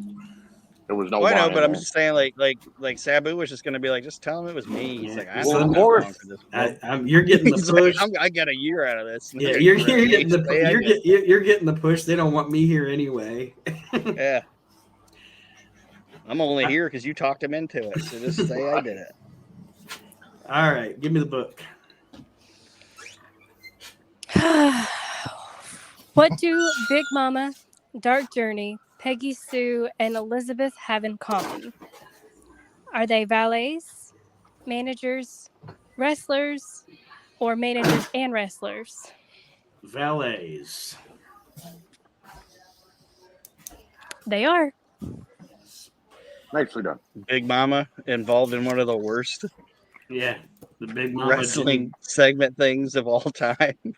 If you Come guys on, have never Jimmy. seen Big Mama, if you guys haven't seen Big Mama searching for Boogie Woogie Man, finding him on the streets, you guys got to look it up. It is fucking horrible. It's god awful. There's porn with better acting. Is it worse? Is it worse than Lost in Cleveland with Cactus Jack? Yes. Yeah. Oh yeah, much worse. I have Much to find worse. it out. It's Jimmy Valiant, Big Mama, a Lincoln Town Car. It's fucking terrible. Oh God, I have to She's see this talking. now. She's talking to the boogeyman, but looking into the camera. Yeah, it's terrible. Boogeyman sleeping on the streets because fucking Pez Watley turned on him, right? It was Pez, right? Yeah. And I he's just mad. noticed- They were in Nam together. We were in Nam together, brother. And you turned your back on me. And he's like drinking in the streets. It's fucking trash. I have to find it. Like, why did anybody like that guy? He's so fucking bad. Awful. Everything about the Boogie Woogie Man sucks. All right, I will take the box again. Let's see. Who defeated Randy Savage in the finals of the 16-man tournament at 1985's The Wrestling Classic? Oh, okay. Oh, brain's not working today. Doesn't 1985. give him any options. No it's the options. box. There's no options on the box. All right, so 1985, the Wrestling Classic. Oh, wow. Ricky Steamboat. Nope. Junkyard Dog. Damn it. The Junkyard Dog. Technically, the Sitting first over here in the wrestling corner. pay-per-view.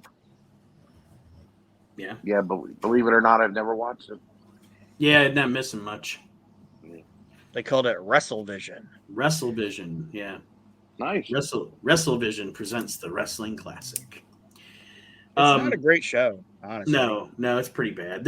It's one of those things like especially early in the expansion, they were trying to fit as many wrestlers in one show as they could to kind of show off the Right. roster and stuff. And Like they do now. yeah, every show. Every Um, show. We have two 2-point authentication going on too, because I just noticed Mark is also keeping track of the score in the chat. So if I miss any, we got each other's back here. Because I'm doing it old school on paper with slash marks. Yeah, but he's only doing that to piss me off, to show me I only got 1 point. You have 2 now. No, I have 1. No, I have 2. Yeah, but I'm still down by, I think, 1 or 2. Aaron, you're I don't next. know, whatever. He's doing it to piss me off because of his whole pony thing. What 2 did he get right? Kane. No, I only have 1, Nate. No, you only have 1. Yeah. I thought you had 2 as well. No. I missed my first one. I got Kane, and then I missed my second one. Like I said, the brain's not working too well today. Okay. Wrestling Well, Alzheimer's. Box. The Legion of Doom reunited with what former manager in 1992? Paul Ellering. That's correct. I was just making sure there weren't ABCDs or whatever, but yeah, it's Paul Ellering. No. It was Rocco. The dummy. They said we're a train off the rails or whatever. Now look who's driving we're a train with no conductor. Now look who's driving the train. Let's go with the box again. Then he showed up with the puppet and everything went south. Right. Go ahead. All right. Who teamed with the $1 Million Man Ted DiBiase to face Hulk Hogan and Randy Savage in the main event of the first SummerSlam in 1988? Andre the Giant. That's it. The Mega Bucks. I just I'm watched proud of you, Kendall. I'm proud of Kendall. She was. I think you were a little nervous on pronouncing DiBiase. I was. But you did it perfectly. Came out. But you came out pulled it off. flawlessly. So I was like, good job, girl. Yeah. I was like, I got this. Like, I don't want this to be a Razor Ramen moment.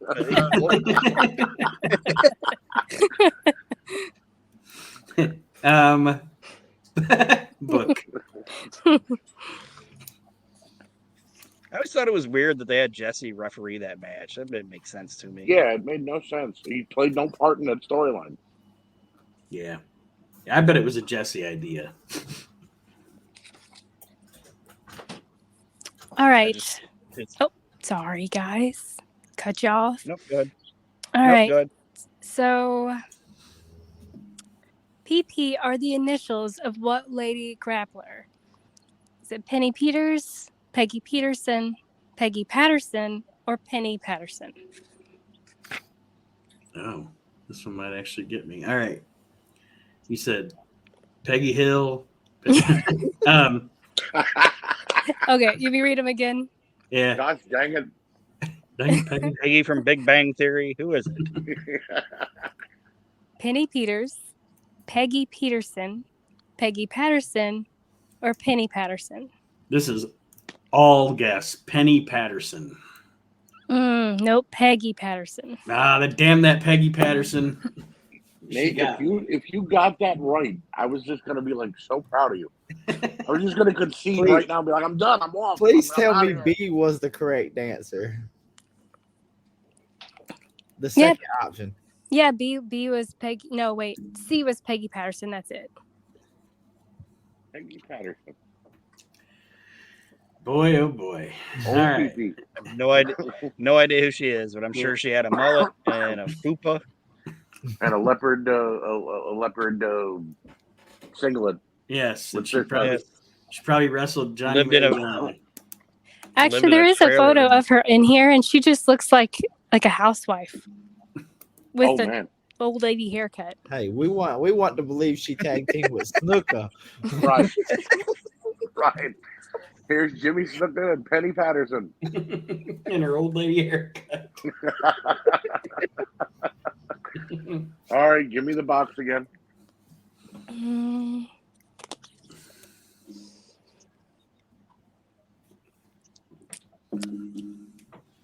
Against what longtime rival did Bret Hitman Hart defend the WWE Championship at Survivor Series 92? WWE Championship. Yep, WWE Championship at Survivor Series in 92. Let's see. Lawler wasn't there yet.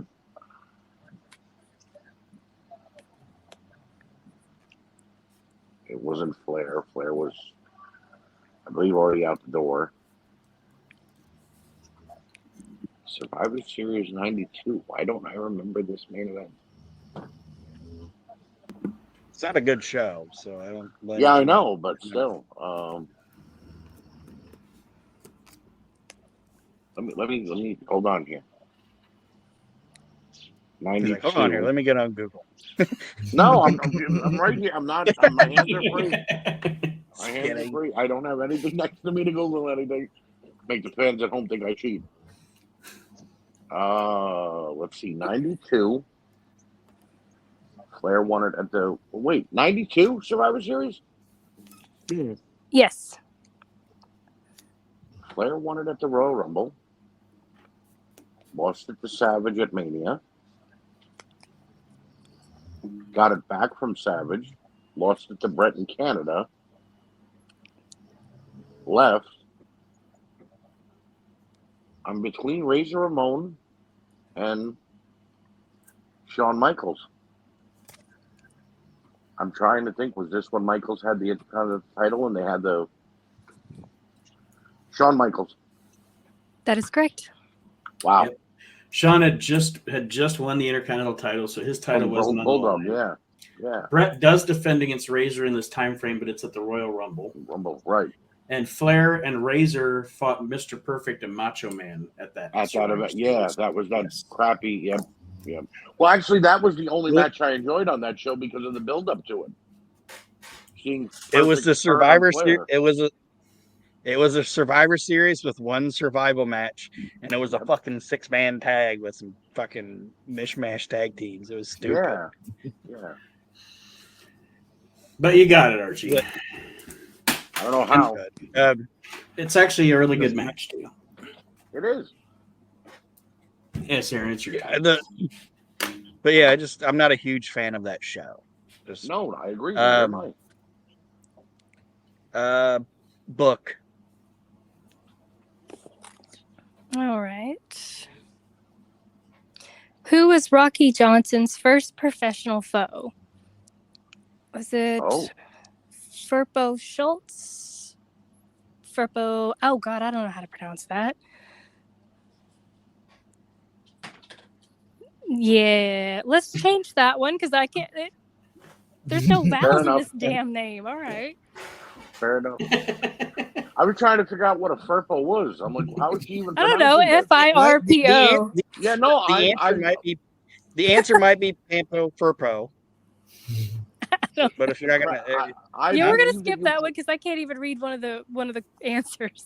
I believe you were pronouncing it perfectly, but I don't know what a Firpo is. I'm like, when the hell was this? It sounds like a ShamWow kind of thing. Like, use the Firpo to get the dust out of your ducts. Here, I'm gonna send it in the chat what I was trying to pronounce. he was a I little thought it was hairy wrestler with an afro. I There thought it is. I thought y'all it was pronounce Zabisco. Zabisco? Larry Zabisco? That Zabisco? Okay. Well, then I'll keep the question. All right. How was I supposed to know that? No. You're right. It's a hard name to pronounce. I'm not. Now I don't even remember what the question was. We're good. It was, Since I now know how to say it, we'll go back to that one. it's who is Firpo. Okay. Okay. What's a Firpo?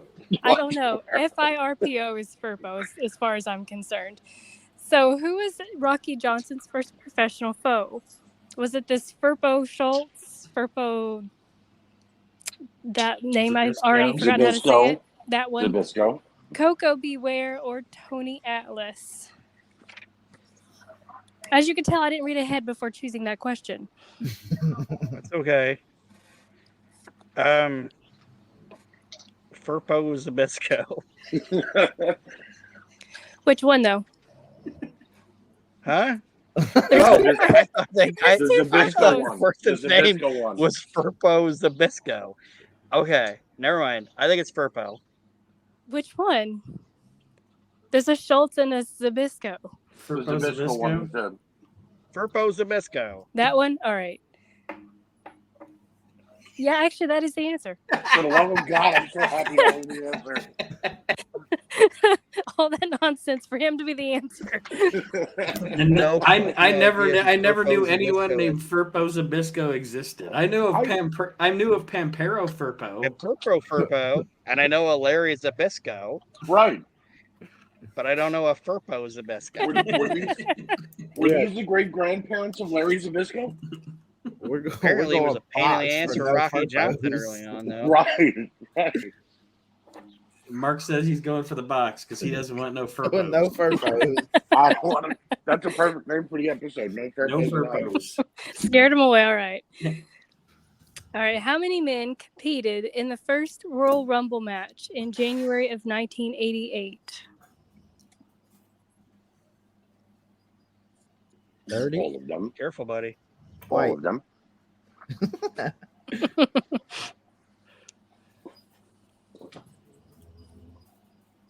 I mean, traditionally it's 30, right? Oh no. Yeah, Kendall's like, I don't know, fucking ask me. Are you actually Kendall? Yeah. What are you? No, I mean, like, fuck it. We're just going to go. We're not going gonna to help you. It's probably wrong. You're wrong. What did you answer? 30. It's 20. 20. That's fine. That's fine. That was the Duggan one, right? Yes. Yeah. Yes. He. I think the last person he eliminates is One Man Gang, I believe. Yeah. In that one.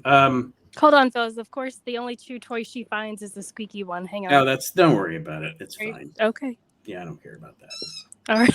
Squeaky, squeaky. So the There's a cat puking behind me. Oh my hey, God. that's our It's Ladies and puking a gentlemen. Firpo. there's a squeaky Zabisco and a puking Firpo. And they all gave trouble to Rocky Johnson the early part of his career.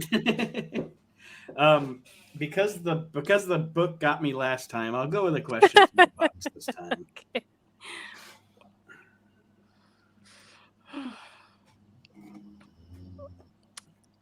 What WCW? The answer is roof. What WCW original won this? I'm sorry, ECW. My God, the dog got me distracted because I'm trying to keep her from biting me. What ECW original won the ECW title in June of 2009? More than 9 years after a reign with the championship, that didn't even last a day? Tommy Dreamer. Yep. That's it. All right. And if I recall, Oh, that for a reign didn't long time. last too long either. The second reign was like 2 weeks long, and I think Christian beat him for it. Yeah, I think you're right. Yeah, Yeah. I think that was the just hubcap. That was the hubcap belt, wasn't it? Yep. one of the ugliest belts ever. And that was just a lifetime achievement award from them for Tommy Dreamer. Pretty Yeah. much. Please don't leave Tommy. Here's the belt. Look, he was riding spinners, okay, Aaron? All right. I'll keep going with the box. What Irish superstar was often known for bashing opponents with the, oh God. Shillelagh. Yeah, that thing. I'm going to go with the man who loves to fight, Finlay. That's it. What a fucking wrestler. Anyway. He was so much better in Major. WCW, though, Nate. He was great wherever he was at. No, like, I know that dude but was never bad. No, but the character was so much tougher in WCW. Those fights with Regal and you know, the way they built him up. In WWE, they were just trying. It was like they were trying to make a joke out of him half the time. What he did Love what he, watching that shit. what he did in WWE, I think having him around at the time that he was around really benefited guys like Batista and Orton I agree. and Cena. You know, And those the guys that were coming up at the time. And the women's division too, because he was teaching a lot of them. Yeah, that's right. I forget about that a lot of the time. He was like the women's division's coach. He was the one that came in and through his training changed it from the divas, like just focusing on TNA and all that, and actually turning it into an athletic women's division. Right. Aaron, you're up next. Give me 1 second. Give Aaron the Firpo question. No, don't give me Firpo. That was a train wreck. So I'm gonna go with the box. But you got Firpo correct. I know. I felt like the only survivor of the Titanic or something. That- All right. Who did CM Punk defeat in a tables, ladders, and chairs match for the World Heavyweight Championship at SummerSlam of 2009? God damn it. That's like when I stopped remembering things.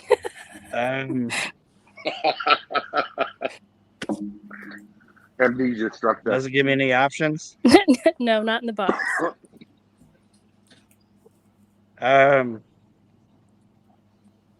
John Cena? Fucking no. Jeff Hardy. Yep.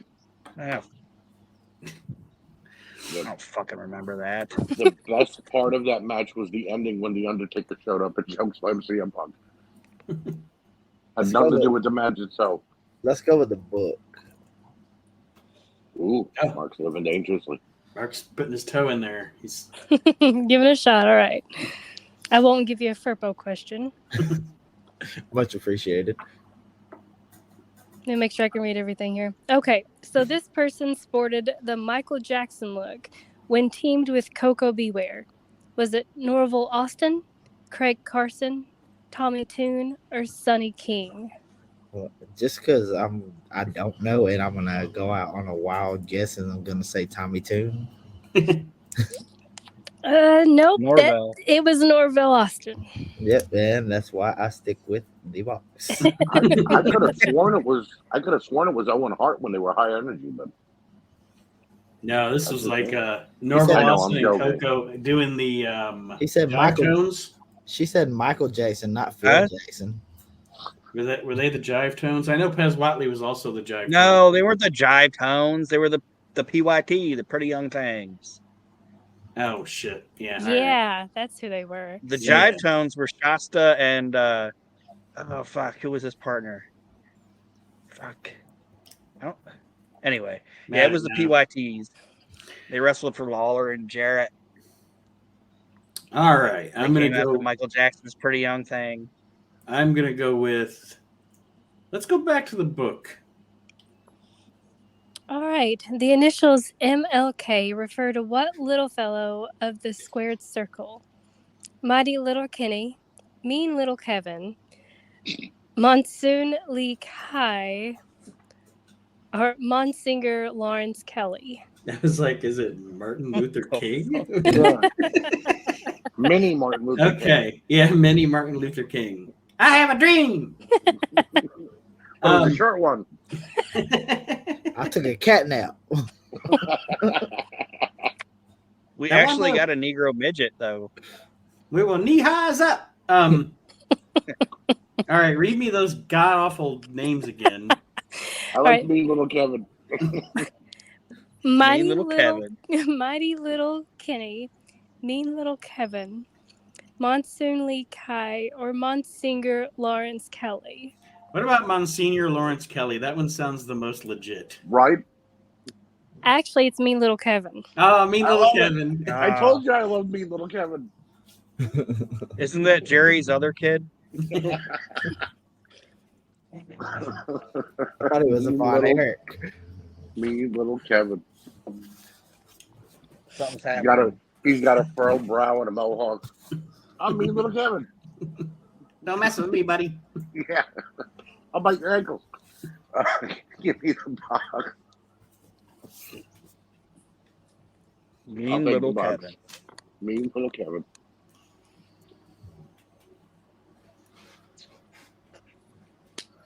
All right, who's up? Archie. I am. I'll take the box. The box. Yes.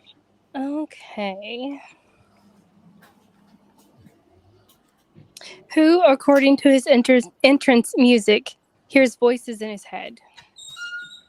Oh, yeah, that would be Randy Orton. That is correct. Say Damian Demento. Right. Jake Roberts. Jeff Hardy. Anyone with demons. Yeah. Aaron? Fuck.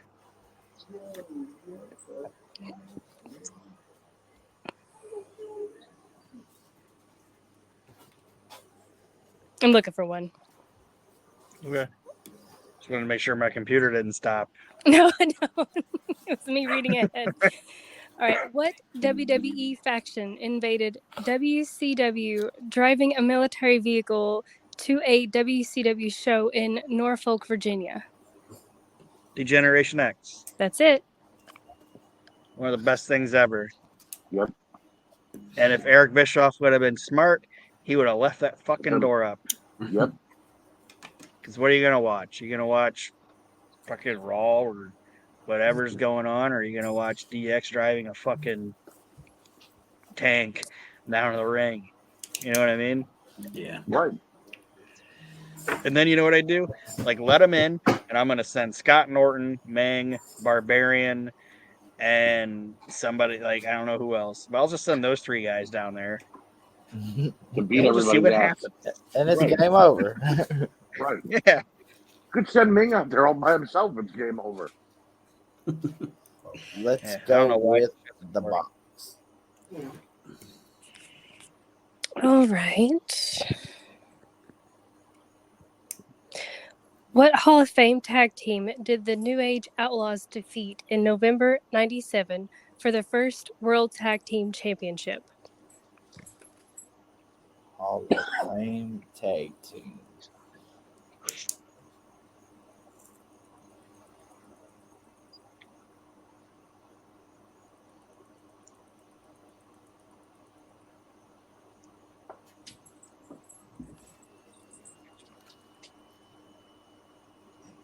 Just because I know it's probably wrong, but I'm just going to say Cactus and Terry Funk.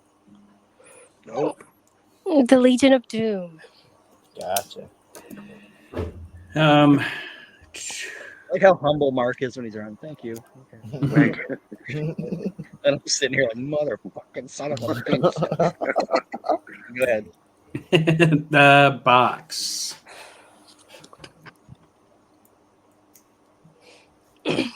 What muscular former WCW champion unsuccessfully challenged Triple H for the World Heavyweight Championship at Royal Rumble 2003?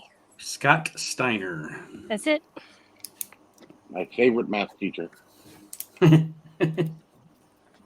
33 and a third. His numbers don't all lie. of all those guys. Just guys, real quick, can I say something about the Scott Steiner thing? Yes. In that time when those WCW guys showed up and like they were saying that Triple H was like burying them and everything, I didn't agree with it. Like he wasn't doing it on purpose. He did it on purpose to Scott Steiner. Oh yeah. I think he didn't like that guy and he said, "Fuck it, I'm gonna ruin this." I think he did it to He made him Steiner look and so Goldberg on purpose. Everybody else was definitely that was a Vince call. You're going to beat Booker. You're going to beat this guy, but Steiner was definitely malicious. Yeah. All right, Archie. So it's my turn. Oh No, it's No, Archie's it's turn. my turn. Yep. I will take the Bucks. Boomer.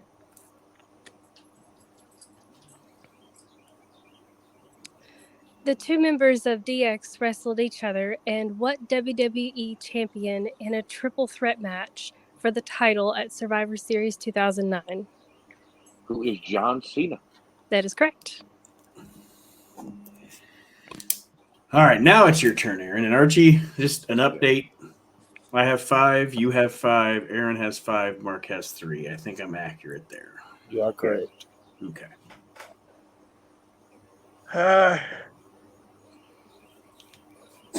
Let's go with the book. All right. What character did Mr. T portray in Rocky 3?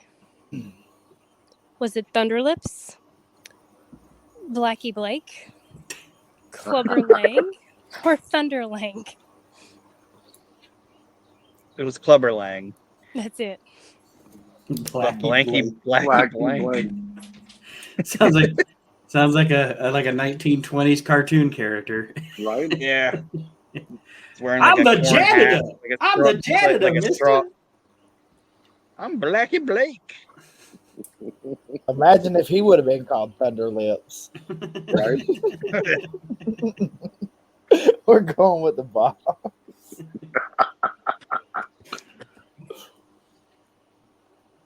All right. What niece of Bret Hitman Hart won the Divas Championship at Survivor Series 2010?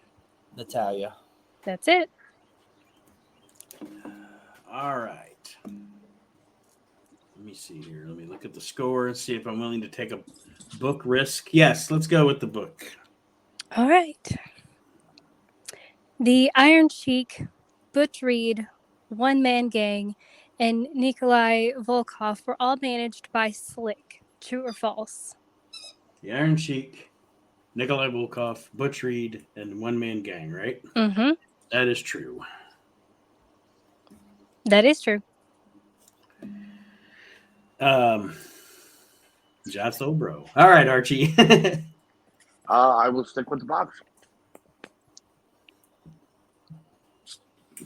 What WWE manager and authority figure constantly irritated the WWE universe with cries of "Excuse me"? That would be Vicky Guerrero. That's correct. And now her son pisses me off every week on Raw and SmackDown. It's a vicious cycle. Or her kayfabe son. Yeah, kayfabe. Aaron? Box.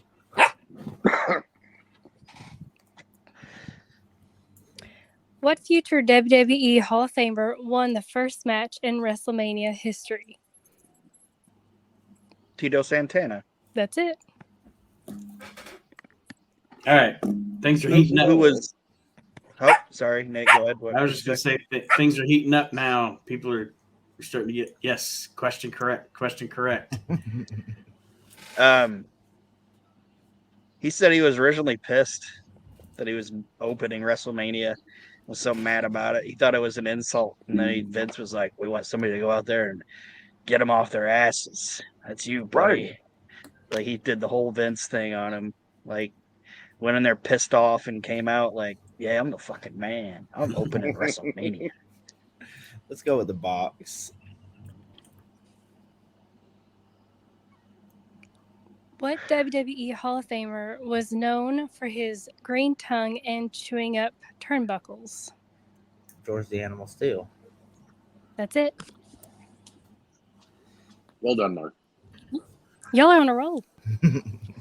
Yeah. So, it's heating up now. The box has shit I know. Yeah, the book just makes me laugh. The box has stuff I know.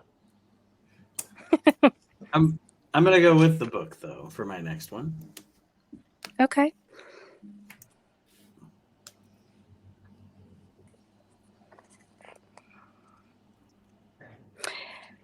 Experts consider this person to be the top black athlete in pro wrestling. Is it Rocky Johnson, Tony Atlas, Butch Reed, or Junkyard Dog? The funny thing about this question is it's an opinion question, so I don't have any. I'd say Junkyard Dog. Nope, it's Tony Atlas. I was going to say Tony Atlas, yeah. But isn't it? At least they said black. Right, At least they said black. At least they weren't like, which Negro wrestler is the best? Right. Which one of these is the most uppity? Oh my God, Aaron. Oh man. Which Negro would you allow to wrestle the white wrestlers? All right, Archie. When would you let take out your daughter? I got to follow that. Yeah, you sure do. Give me the box. Give me the non-racist box. You got it. All right. The first ever Elimination Chamber match was held at what 2002 pay-per-view event? Survivor Series, That's it. which I was supposed to go to because it was in Madison Square Garden, and my grandmother died 2 days before. Oh my God. Oh, Archie. I had to throw my ticket in the garbage. Why do I feel like that's been a question? It might do have you mean? been. I think it was on our last trivia. Possibly. When Archie's You could grandmother actually- died? Yes. I've heard that story. I've heard that story before in this question on a trivia night. All right, so ask another one. Go back. Nah, it's all right. No. We're going to give that to you. Well, Honor of your grandmother. if In you've honor, heard that in one, honor of your grandmother, you get it. Thank you. She, In honor of your grandmother, the answer is grandfathered in. she'd be pleased, even though she hated wrestling with a bloody passion. he gets sympathy points. All right, got it. Yeah. Yay, sympathy points. Aaron? Book. All right, who is not considered to be a veteran? Is it Violet Vianne, Rose Rowan, Penny Banner, or Lady Maxine? Fuck. Your face. Lady Maxine. That is correct. Good one. Holy man. shit. I'm so She's the happy only you one got that's that. not like Yeah, all I of was them. going to say that was the she's the only one that didn't wrestle in front of Moses, so I was actually leaning toward her too. She's the only one that wasn't old when that book was written. So yeah. Let's go with the box. What tag team reunited to face 3 members of Evolution in a handicap match at WrestleMania 20? Tag team reunited to face members of Evolution. So easy. Yeah, it's right there, man.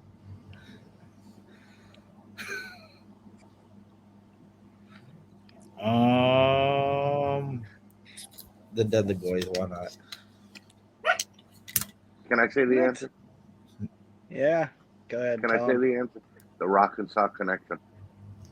Who That are was those it's the Rock and Sox. How do you was not the know one that? Randy was feuding with? It was the first time Randy feuded with Mick, and he kicked him down the stairs. And all Yeah, that shit. spit on Came him. back. I've smoked since then. I smoked. All right. I am kind of at a bit of a deficit right now, so I'm going to go with the box. Okay. Strategy. I'm playing a Good strategy idea. game here. Good idea. All right. Who became the last undisputed champion in history when he beat The Rock for the title at SummerSlam 2002? Brock Lesnar. That's it. I beg to differ, sir. The answer is Bork Laser. Bork Laser. Sorry, yes. Bork Laser. In all his glory. Yes. All of his Dollar Tree glory. against the Underfaker Yes. and Roman Reigns. And Robin and Firpo. No. Firpo was the referee. The only ramen is Razor. For pick another name for him. The real ramen. All right, Archie. He's top ramen. He's top ramen. Ramen. I love it. He's top ramen. I guess I'll stick with the box for now. What former Olympian made his WWE debut at Survivor Series 1999, defeating Sean Stasia? Stasiak. Sure, Stasiak. Who is Kurt Angle. that's it. Kirk Angel. Kurt Angle, yes. All right, Aaron. Book. Okay. Man, I don't know how many points I have. You have 8. Eight. right now. All right. Yeah, we'll stick with the book. This person was the first noted American professional freestyle champion. Gus Sonnenberg, Lou Thez, Vern Gagne, maybe? Gagne. Sure. Tom Jenkins. Tom Jenkins. That is correct. Tom Jenkins. Sounds like a substitute teacher. Mr. Yeah. Jenkins. I like that when we pronounce it correctly, Kendall's just like, yeah, whatever. Yeah, sure. Yeah, that one, you got it. Yeah, it's on you.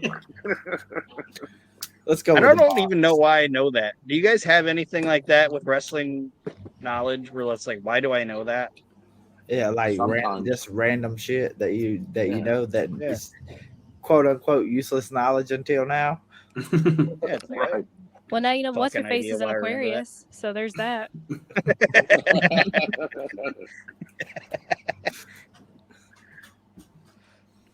All right, Mark. It's on you. Who are definitely going box.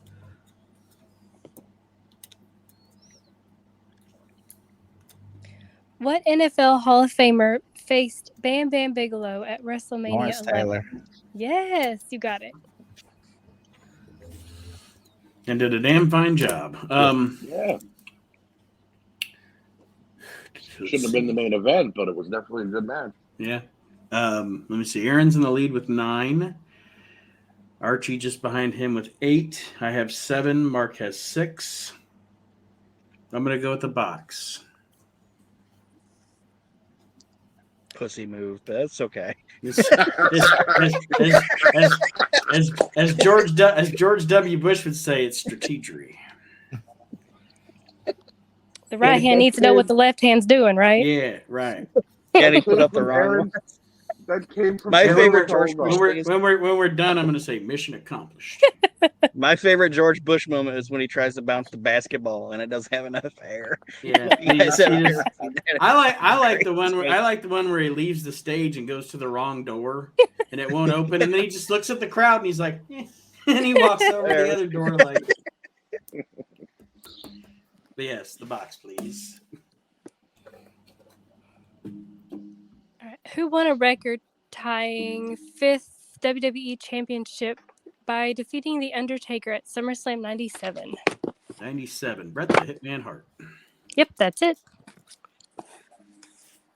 Now that record has been Just a demolished. little bit ago, one of the best finishes in wrestling history. Absolutely. Pat Patterson was the fucking man. All right, Archie. I am going to stick with the box for now. What former bodyguard made a name for himself in the 1994 Royal Rumble match by eliminating 7 consecutive superstars? Who is Big Daddy Cool Diesel? Yes, that is it. At first, I was like, no, it's this No. Diesel guy. Yeah. But then, yeah. I wanted her to be like, no, that's wrong. It was, and then have it be like Sid Vicious or something like that. She's like, no, it wasn't Big Daddy Cool, Archie. It was Diesel. It was this insignificant diesel guy. It I just could've said ever Diesel, knew. so I was like, oh, he's I wrong. know, it's so funny. His nickname was Big Daddy Cool. Really cool, right? That's not a nickname. Which is well, it's fine. It is kind of funny when you think about it from outside of wrestling, because he has a nickname and then his name is also a nickname. Right. Right. But then he also has another nickname to go with his real name, Big Sexy Kevin Nash. Yeah. He nicknamed his nickname. Yeah, he nicknamed his nickname. It's a hat on a hat. Hat on a hat, exactly. All right, Aaron. Box. Oh, Please don't be a modern question. You said box, right? Yeah. Okay. Unless it says anything past 2009, then I'm going to go with the book. Okay. Kidding. From 2015. Well, this one will be from 1980. How about that? All right. Okay. What former protege did Bruno Sammartino defeat at the 1980 showdown at Shea Event? Larry Zbyszko. That person, yes. no relation Son to of Firpo. Firpo. Yeah. Yeah. That's his dad. El Hijo de Firpo. Do Nate. Do What? my favorite one. I can never say him. I can never say it. You This mean is Rick? my favorite one that Nate does. If Bray Wyatt was a Mexican wrestler, El Hijo de Orton. Or no. no, That's His Randy dad's Orton. I'm gimmick sorry. name. I'm His dad's sorry. gimmick name. Bray's dad's gimmick Oh yes, El Hijo de Shyster. name. Son of the Shyster. Son of Let's You go. got me on. I started thinking about El Hijo de Orton with Randy Orton, and that threw me off. But Let's go with the box.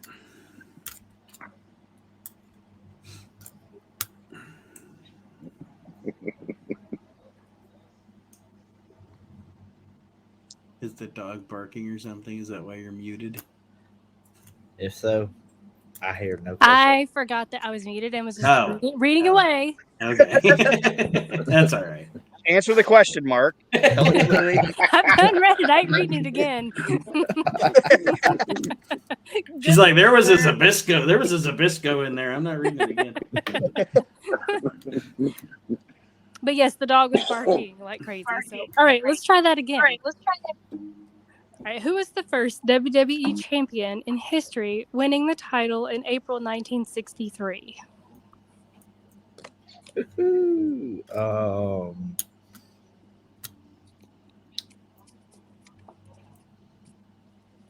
Could I give him a hint?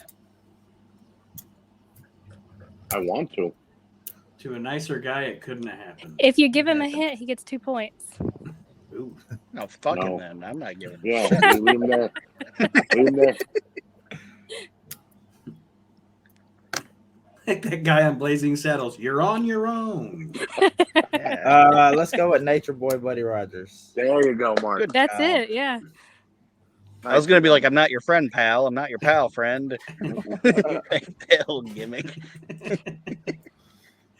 All right, give me the book.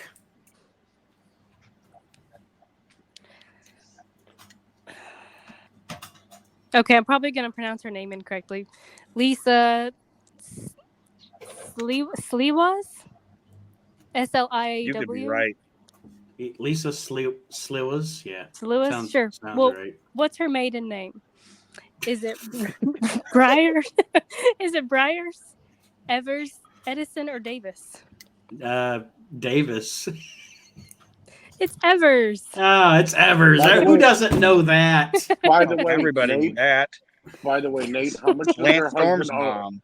How much does her husband earn annually, and what is their 401k? Yeah. What is that question? What is their Oh my God. FICO? What is their FICO credit score? This woman we've never heard of. What's her name? Okay. Yeah, like I can't pronounce her married name, let alone her maiden name.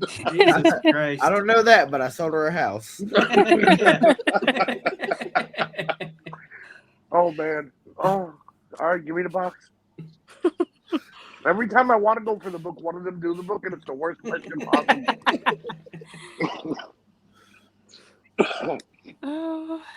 Who first managed Shawn Michaels when he launched his solo career in the early 90s?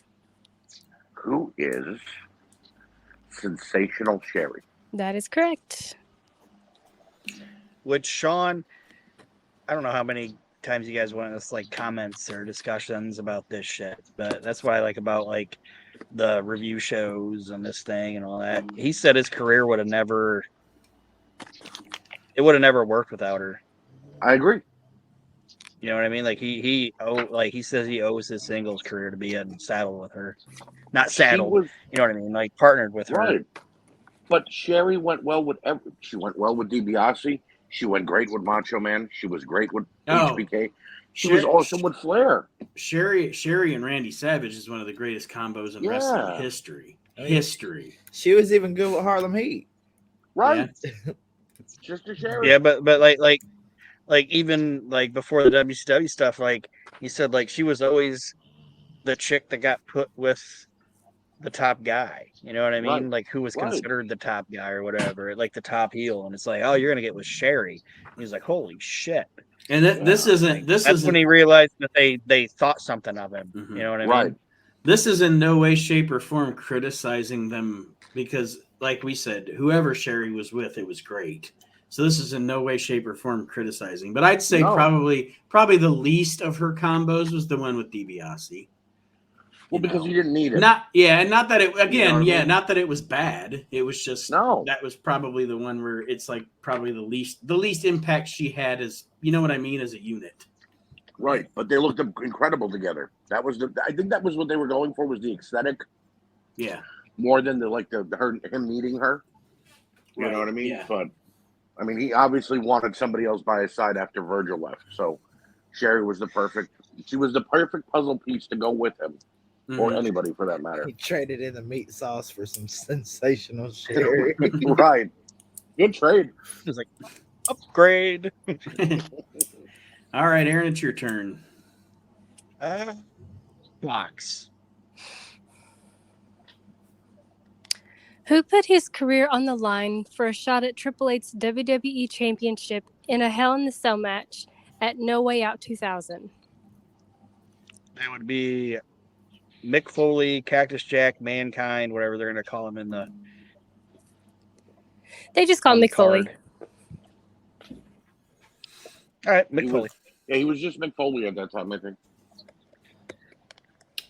Or for that was the one he didn't want to do, wasn't it? What's that? No, sorry, I flipped it. Sorry, I didn't mean to cut somebody off. My shit lagged for a second. It wasn't that one that he wouldn't want to do. He didn't want to do Mania at first, right? Because he did the No Way Out thing. Yeah, he didn't want to do Mania at first because he didn't want to go back on his stipulation. Right. And then they pretty much made it worth his while money-wise. So he was like, fuck it. I get to main event WrestleMania and get a huge payday. Yeah, I'll do it. He's like, I figured out why Terry keeps doing it. Yeah, exactly. Right. All right, so currently Aaron at 11, Archie at 10. I have 8, and Mark has 7. And we're going with the box to tie 8. Let's do this. All right. In October 2000, Edge and Christian disguised themselves as what tag team when winning the World Tag Team Championship? The Conquistadors, ain't it? Yep, sure is. Yep. Their Conquistadors are funny because they do that little walk. Mm-hmm. Yeah. Bob. They were my favorite interaction. Oh, sorry. I'm sorry. Edge and Christian were my favorite interactions with Mick as the commissioner. Yeah. I agree. The chicken soup they were thing great and together. All that stuff. Yeah. When they were like trying to throw clam chowder into the toilet because Christian's sick. Mm-hmm. They did good shit together. I gotta go with the box. I can't be back here with only 8. Mark. I wasn't gonna say it. Touche. Condo seats back here. Aaron's taking the book from here on out. All right, so who appeared in the 2008 Hall of Fame ceremony to induct both his father and his grandfather? The Rock. That is correct. All right, Mitchell. Go with the box.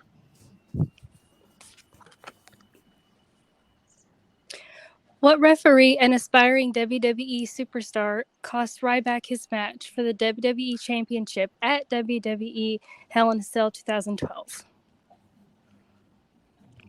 Oh, God, I can't remember his name. He ended up becoming the Raw General Manager for a little bit. Oh, God, what was his name? Oh, man, why didn't I just go with the book? He got fired for calling a crowd pricks. That helps. Yep, I know that. He was also in that movie. But, oh, God, what was his name? Wasn't Mike Adamle. No. No, it's Brad Maddox. Yeah. Did Mike Adamle die? No. I think so. Recently? I think so. I know the guy Mike Adamle gets a lot of hate because they said he was like terrible or whatever, but then it turned out like he actually had like a brain issue or something. Didn't he?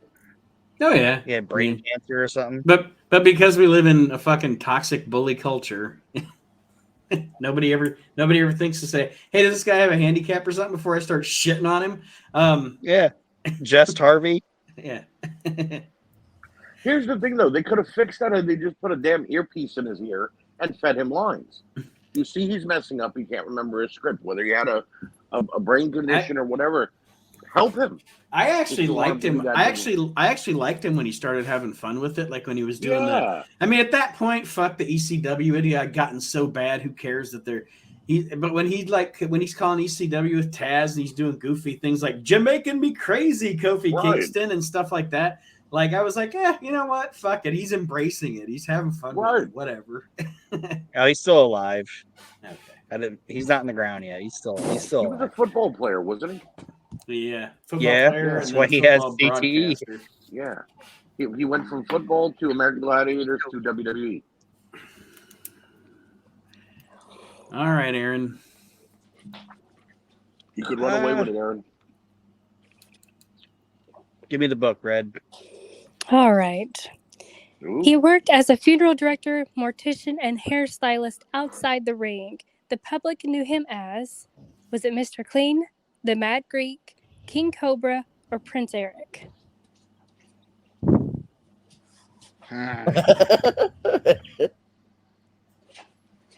That look on Prince Eric? Nope, King Cobra. Yeah. That motherfucker. Should have went with the box and played strategic, man. Why did I get 11? I got it wrong. Or do I have 11? No, you have 11. Yeah, if you look above, it says Aaron 11 at the one before too. Oh, okay. Just a running tally. I'm just here. Let's go with the box. What dashing superstar would demand that members of the audience put paper bags on their heads to cover their ugliness? Said dashing Cody Rhodes. Yep. You got it. All right. You know what? Cody took a lot of crap gimmicks and made them pretty damn good. Yeah, I don't. And you know what? To be perfectly honest with you, I don't understand. And I mean, it's Cody. Maybe Cody has said it, and I just missed it because I don't read a lot of press anymore. Mm-hmm. I don't understand why people dislike Stardust. I thought Stardust was fantastic. It was meant to be a joke, but he made it work because of that ominous look that he had. He did a great job with it, like acting crazy and making funny noises and funny when gestures. He joined up with the Ascension and they became Cosmic Waste. That was actually a great faction right there. They could have added to that. Yeah, but yeah, I don't know. Like I said, I've never understood the hate for Stardust. I agree. I was surprised to hear Archie over there praising Cody because last I heard he was pissed off because his gimmick was stolen by him. Which would be back to before. That's back to before we were taping. You said I said you were the original throne. You said you were going to the bathroom, and I said you were the original throne destroyer. Ah. Okay. I understand that. Just make big poops. All right. Give me the box, 'cause I am behind. I'm happy we talked about this online, Aaron. You're welcome. You're welcome. I make big poops too. I'm not gonna Oh lie. my God. I feel like I'm like the skinniest fat guy in the world. Like I'm sweating all the time. I was using the restroom. Hey, it's your turn. Yeah, I know. I ate a I whole want, bag of chips by myself. I want the box. All right. What superstar among Shawn Michaels, Kane, and Big Show did fans vote to face John Cena and Kurt Angle for the WWE title at Taboo Tuesday 2005? Shawn Michaels? Yep, that's it. Yeah. Yeah, well, I mean, I was going to say, if there's a poll and Shawn Michaels is in it, people probably voted for Shawn Right. Michaels, so it's pretty easy. Like, would you like to see overweight Big Show? Right. No. Anyway, Archie, you're next. I don't know why I threw the Was that the one where he had to no. tape up his knee? I Is think that the so. one where he had to tape the shit? Who'd he fight? Sorry, was it Triple H? Triple threat. It was. I think you're right. He had a match earlier in the night. And Oh, then no. they voted him into the main event. No. I know what you're talking about now. No, that's not that match. Okay. The one with his knee was against Triple H. All right, give me the box. Like a tie, Aaron. Okay. In July 2008, who was the first woman to win the WWE Divas Championship? Ooh. Okay. Let's see. July 2008. First Divas champion.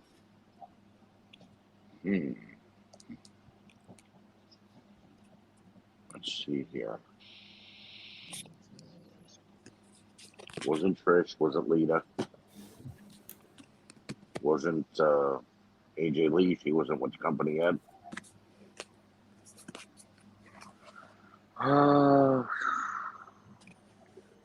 I'm going to throw out a guess and say Mickey James. Michelle McCool. Yeah, Mrs. Undertaker. It's funny because I was thinking also Mickey James, Archie, because I actually thought Michelle McCool, and then I thought, no, I think it was Mickey, and then Michelle beat her. But Right, because I remember Mickey beating Lita for the title, for the women's title, and then I thought, when it carried over to the Divas title, she won that. You know what I mean? But it's okay. Mrs. All right. Undertaker screwed me over again. Aaron, Box.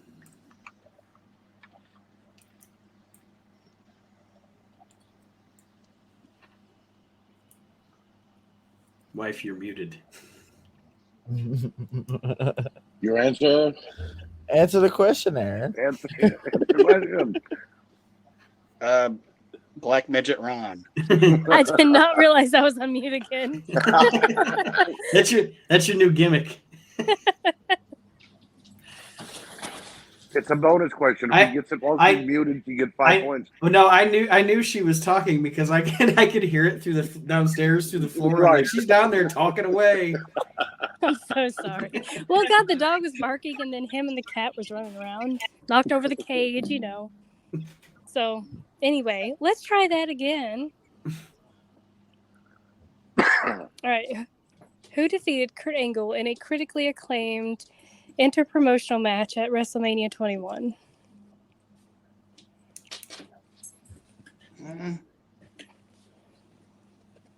WrestleMania 21. Shawn Michaels? Yeah, that's it. One of the greatest matches of all time. Yep. All right, Marky Mark. All right, we're going with the box. Who became World Heavyweight Champion a third time by beating Rey Mysterio and the Great Khali in a triple threat match at Unforgiven 2007? Let's go with Batista. It is. It is Batista. All right. Shit's all right. Aaron's got 12, and the rest of us are all in a horse race at 10 apiece. Mark has caught up. Good job. Damn, Mark. Good job, Mark. So I'm next, and I'm going to go with the box because it's easier. And I'm fucking honest. And not as racist. I'm honest John over here. It's To an easier. honest guy, it couldn't have happened. All right. Well, who did Stone Cold Steve Austin defeat in a beer drinking contest at the relaunched Saturday Night Main event in March 2006?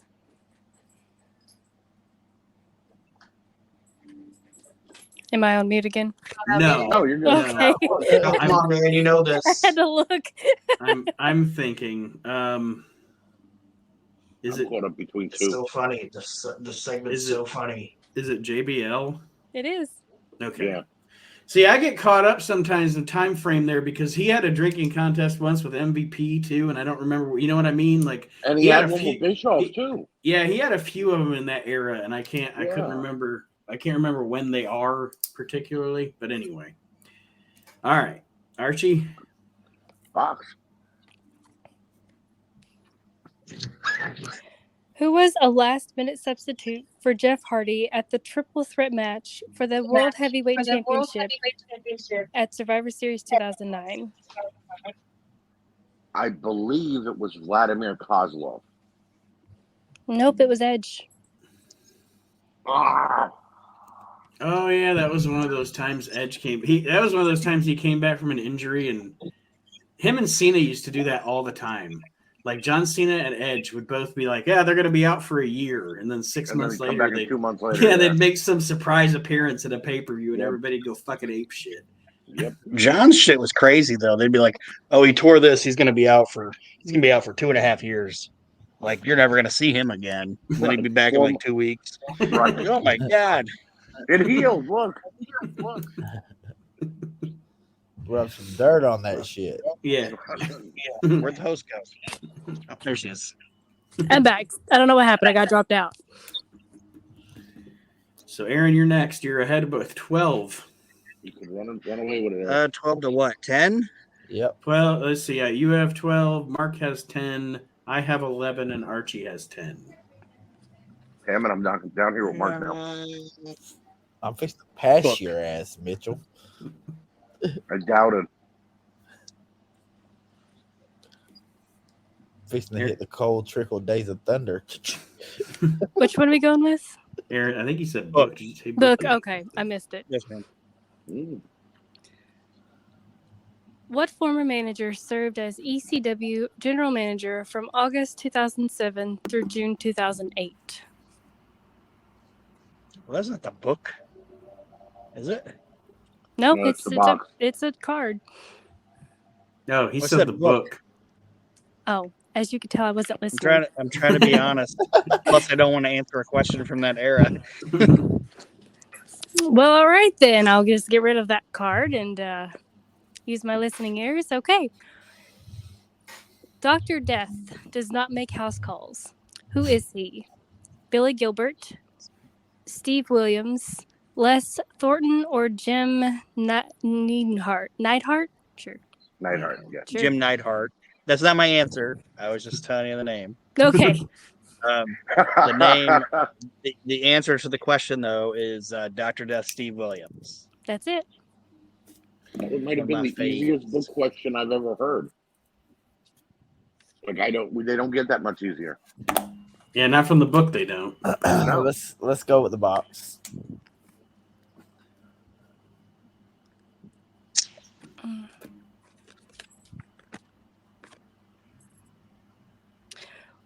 What superstar gave new meaning to the phrase food fight when he attacked Booker T in a supermarket? Oh, Steve Austin. That's it. Told you I was gonna pass your ass, Mitchell. I'm gonna go bang my head in the Great wall. segment. Great fucking segment. Yeah. Let me see here. Box. Comes out of the cooler drinking milk. Ass whooping on aisle 6.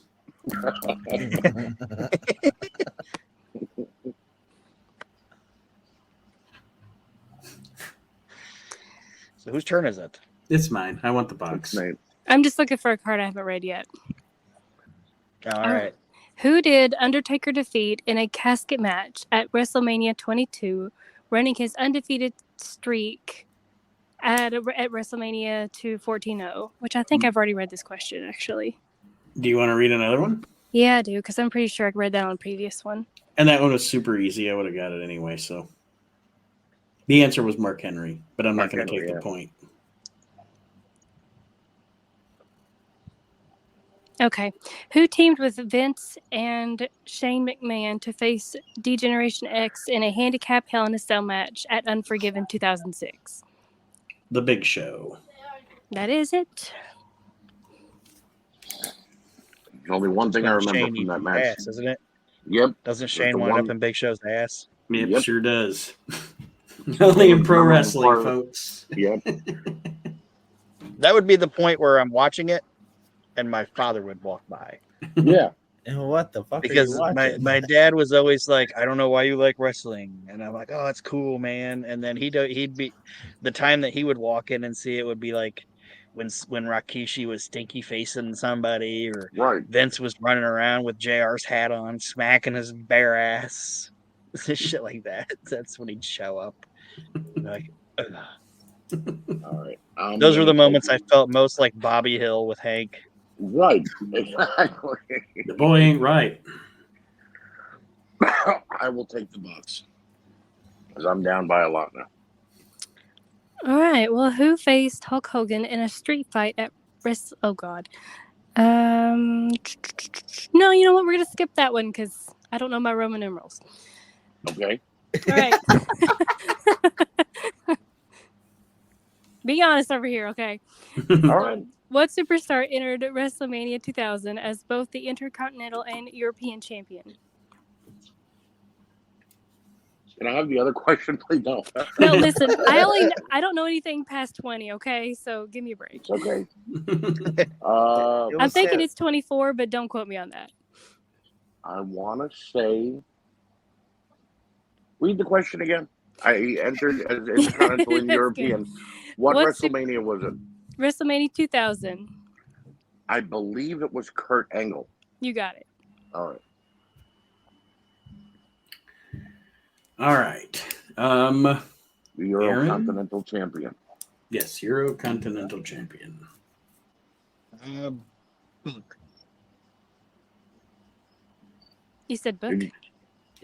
Yes, Okay. ma'am.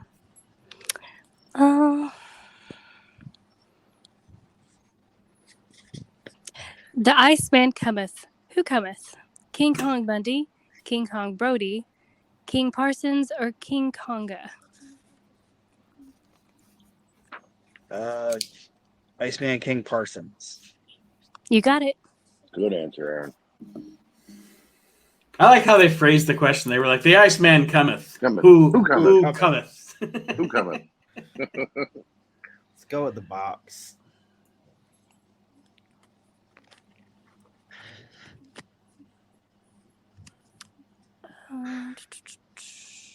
What diva was cousin to Hardcore and Crash Holly? Molly Holly. That's it. Molly Holly. All right.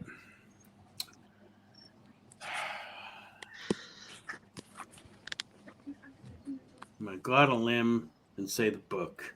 Alrighty. See if I at least get a fun one. Well, let me see if I can find a fun one. Nobody named Make it Penny. racist. Nobody named Penny though. I don't want any questions about anybody named Penny. Or Make it Firpos. racist. Firpo. And no Firpos. Penny Firpo, Zabisco.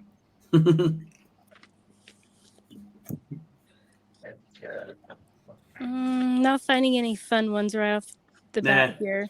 That's all right. All right. The running body slam as practiced by King Kong Bundy is called the Bundy Bomb, the Los Angeles Quake, the Atlantic City Avalanche, or the TNT Blast. The Atlantic City Avalanche. That is correct. Nice answer, Nate. And a right, good since question. Since I can't win, I'm going to go with the book. Oh, Yeah. all let's right. change it up. But I want the most racist, out of date, complicated question possible. Because if I'm going to lose, I want to go down in a blaze of glory. Okay, well, give me a hot second here, and This- I will dig. This Negro queer. Used to be an optometrist. What's his astrological sign? And how much did he make on Wednesday? I was only kidding about it being the hardest question. Find whatever Oh no, one you I was want. really no. You've challenged me now, so I've got to find it. Oh no. I've got to get to the women, blacks, and midgets section. I love that it's That's its. my I favorite love that it's section. its own section. It is its own section. Right. They were like, you know what? In this book, we have diversity. We're gonna have women, black, and midgets. And watch, Archie's going to get it right. Right. That's All the right. stupid part of it. I guess we'll go with this first one I come to here. So Billy the Kid, Little Louie, Little Brutus, and Sonny Boy Hayes all have one thing in common. What is it? They are black, they are midgets, they are black midgets, or they are NWA attractions. That was exactly what I asked for. You asked for the best question, Archie, and you got it. I got it. Thank you, Kendall. That made You my are, day. I delivered. Great hostess. You know, the simplest answer, and this I'm just talking my way through it here, is that they're NWA attractions, but that's too easy. And then I want to say, well, they're all midgets by the name. But then I'm thinking, but that's not complicated enough. So I'm thinking they might all be black midgets. I'm gonna go with they're all black midgets. Actually, they are just midgets. Oh, They are simply midgets. They're simply midgets. Nothing more. That's it. That was their faction name. Yeah, just Simply midgets.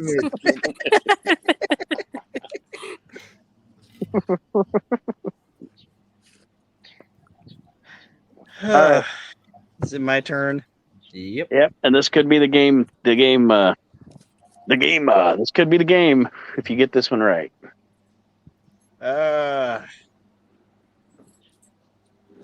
Book. All right. Do you want anything specific from the book? Nope. No. She will deliver. She will Yeah, she knows how deliver. to deliver. I saw that. I don't know. Just random. All right. Random. Random black midgets. Okay, well this one caught my attention. So, who popularized the cocoa butt? Was it Bobo Olson, Bobo Brazil, Coco Beware, or Skull Murphy? Bobo Brazil. That is correct. Congratulations, Aaron. The game. He said he was World going to win. champion. He said he was going to win. Hold on now. I have to answer one more question to see who come in second, third, or fourth, right? That's how Yeah, we we can. If you want You're to, ahead of yeah. me. We can do that. Yeah. You're ahead of me, Mark. You're in third. Yeah, but me and Nate would be tied if I answered this. I'm not True. going down like that. Oh, okay. You're not happy with third. You want to tie for second. Yes. All right, go ahead. You hand bones can work it out yourselves. Whatever. I'm gonna sit up This here in one, the this one, clouds. this one's for the money in the bank. Yeah. Who gets to cash in on Aaron? All right, where are we going? We're going to the box.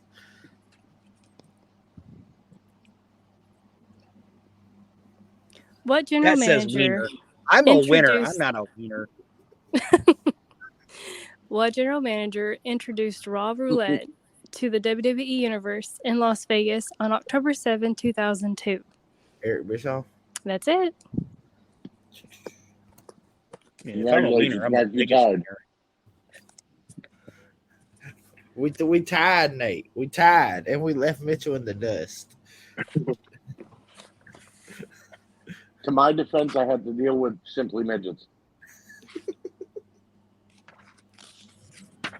In my defense, you all were up for like by 2 or 3 like Yeah, it was a bit of a Cinderella story there. You you definitely came back from underneath, but I had to represent for all of the rednecks.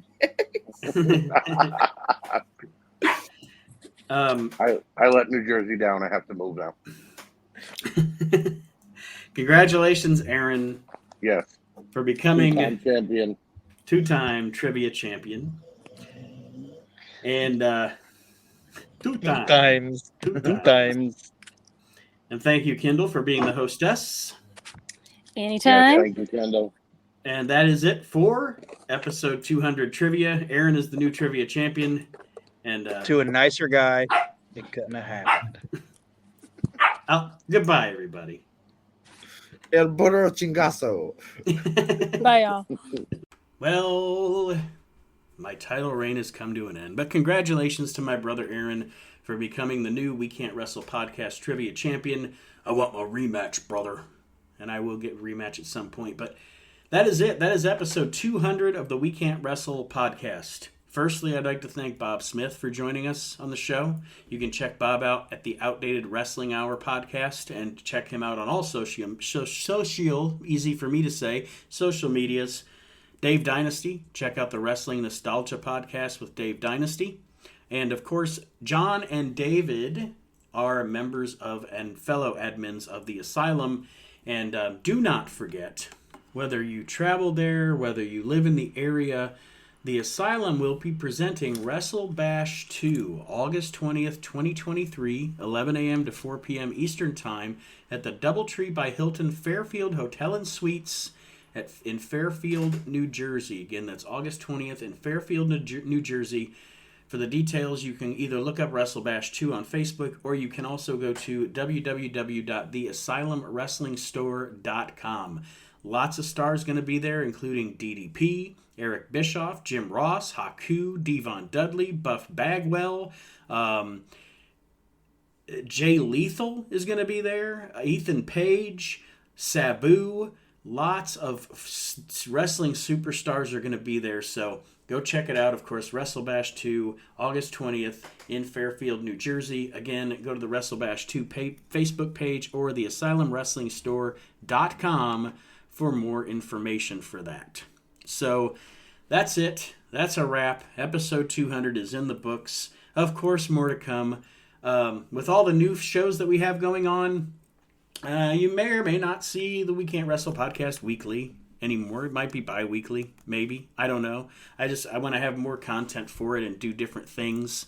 Reliving the Extreme continues weekly, and like I said, we're going to have a bunch of new shows here on WNR, so stay tuned. But most of all, to wrap this up, I want to thank each and every one of you for your support each and every week.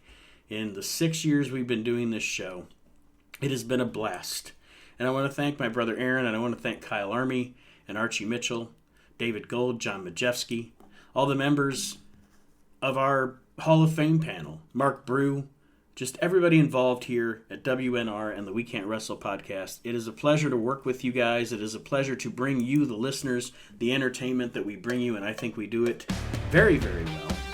So that being said, I'm signing off. It is time to go, and we will see you next time around here on the We Can't Wrestle podcast. Have a great week, everybody.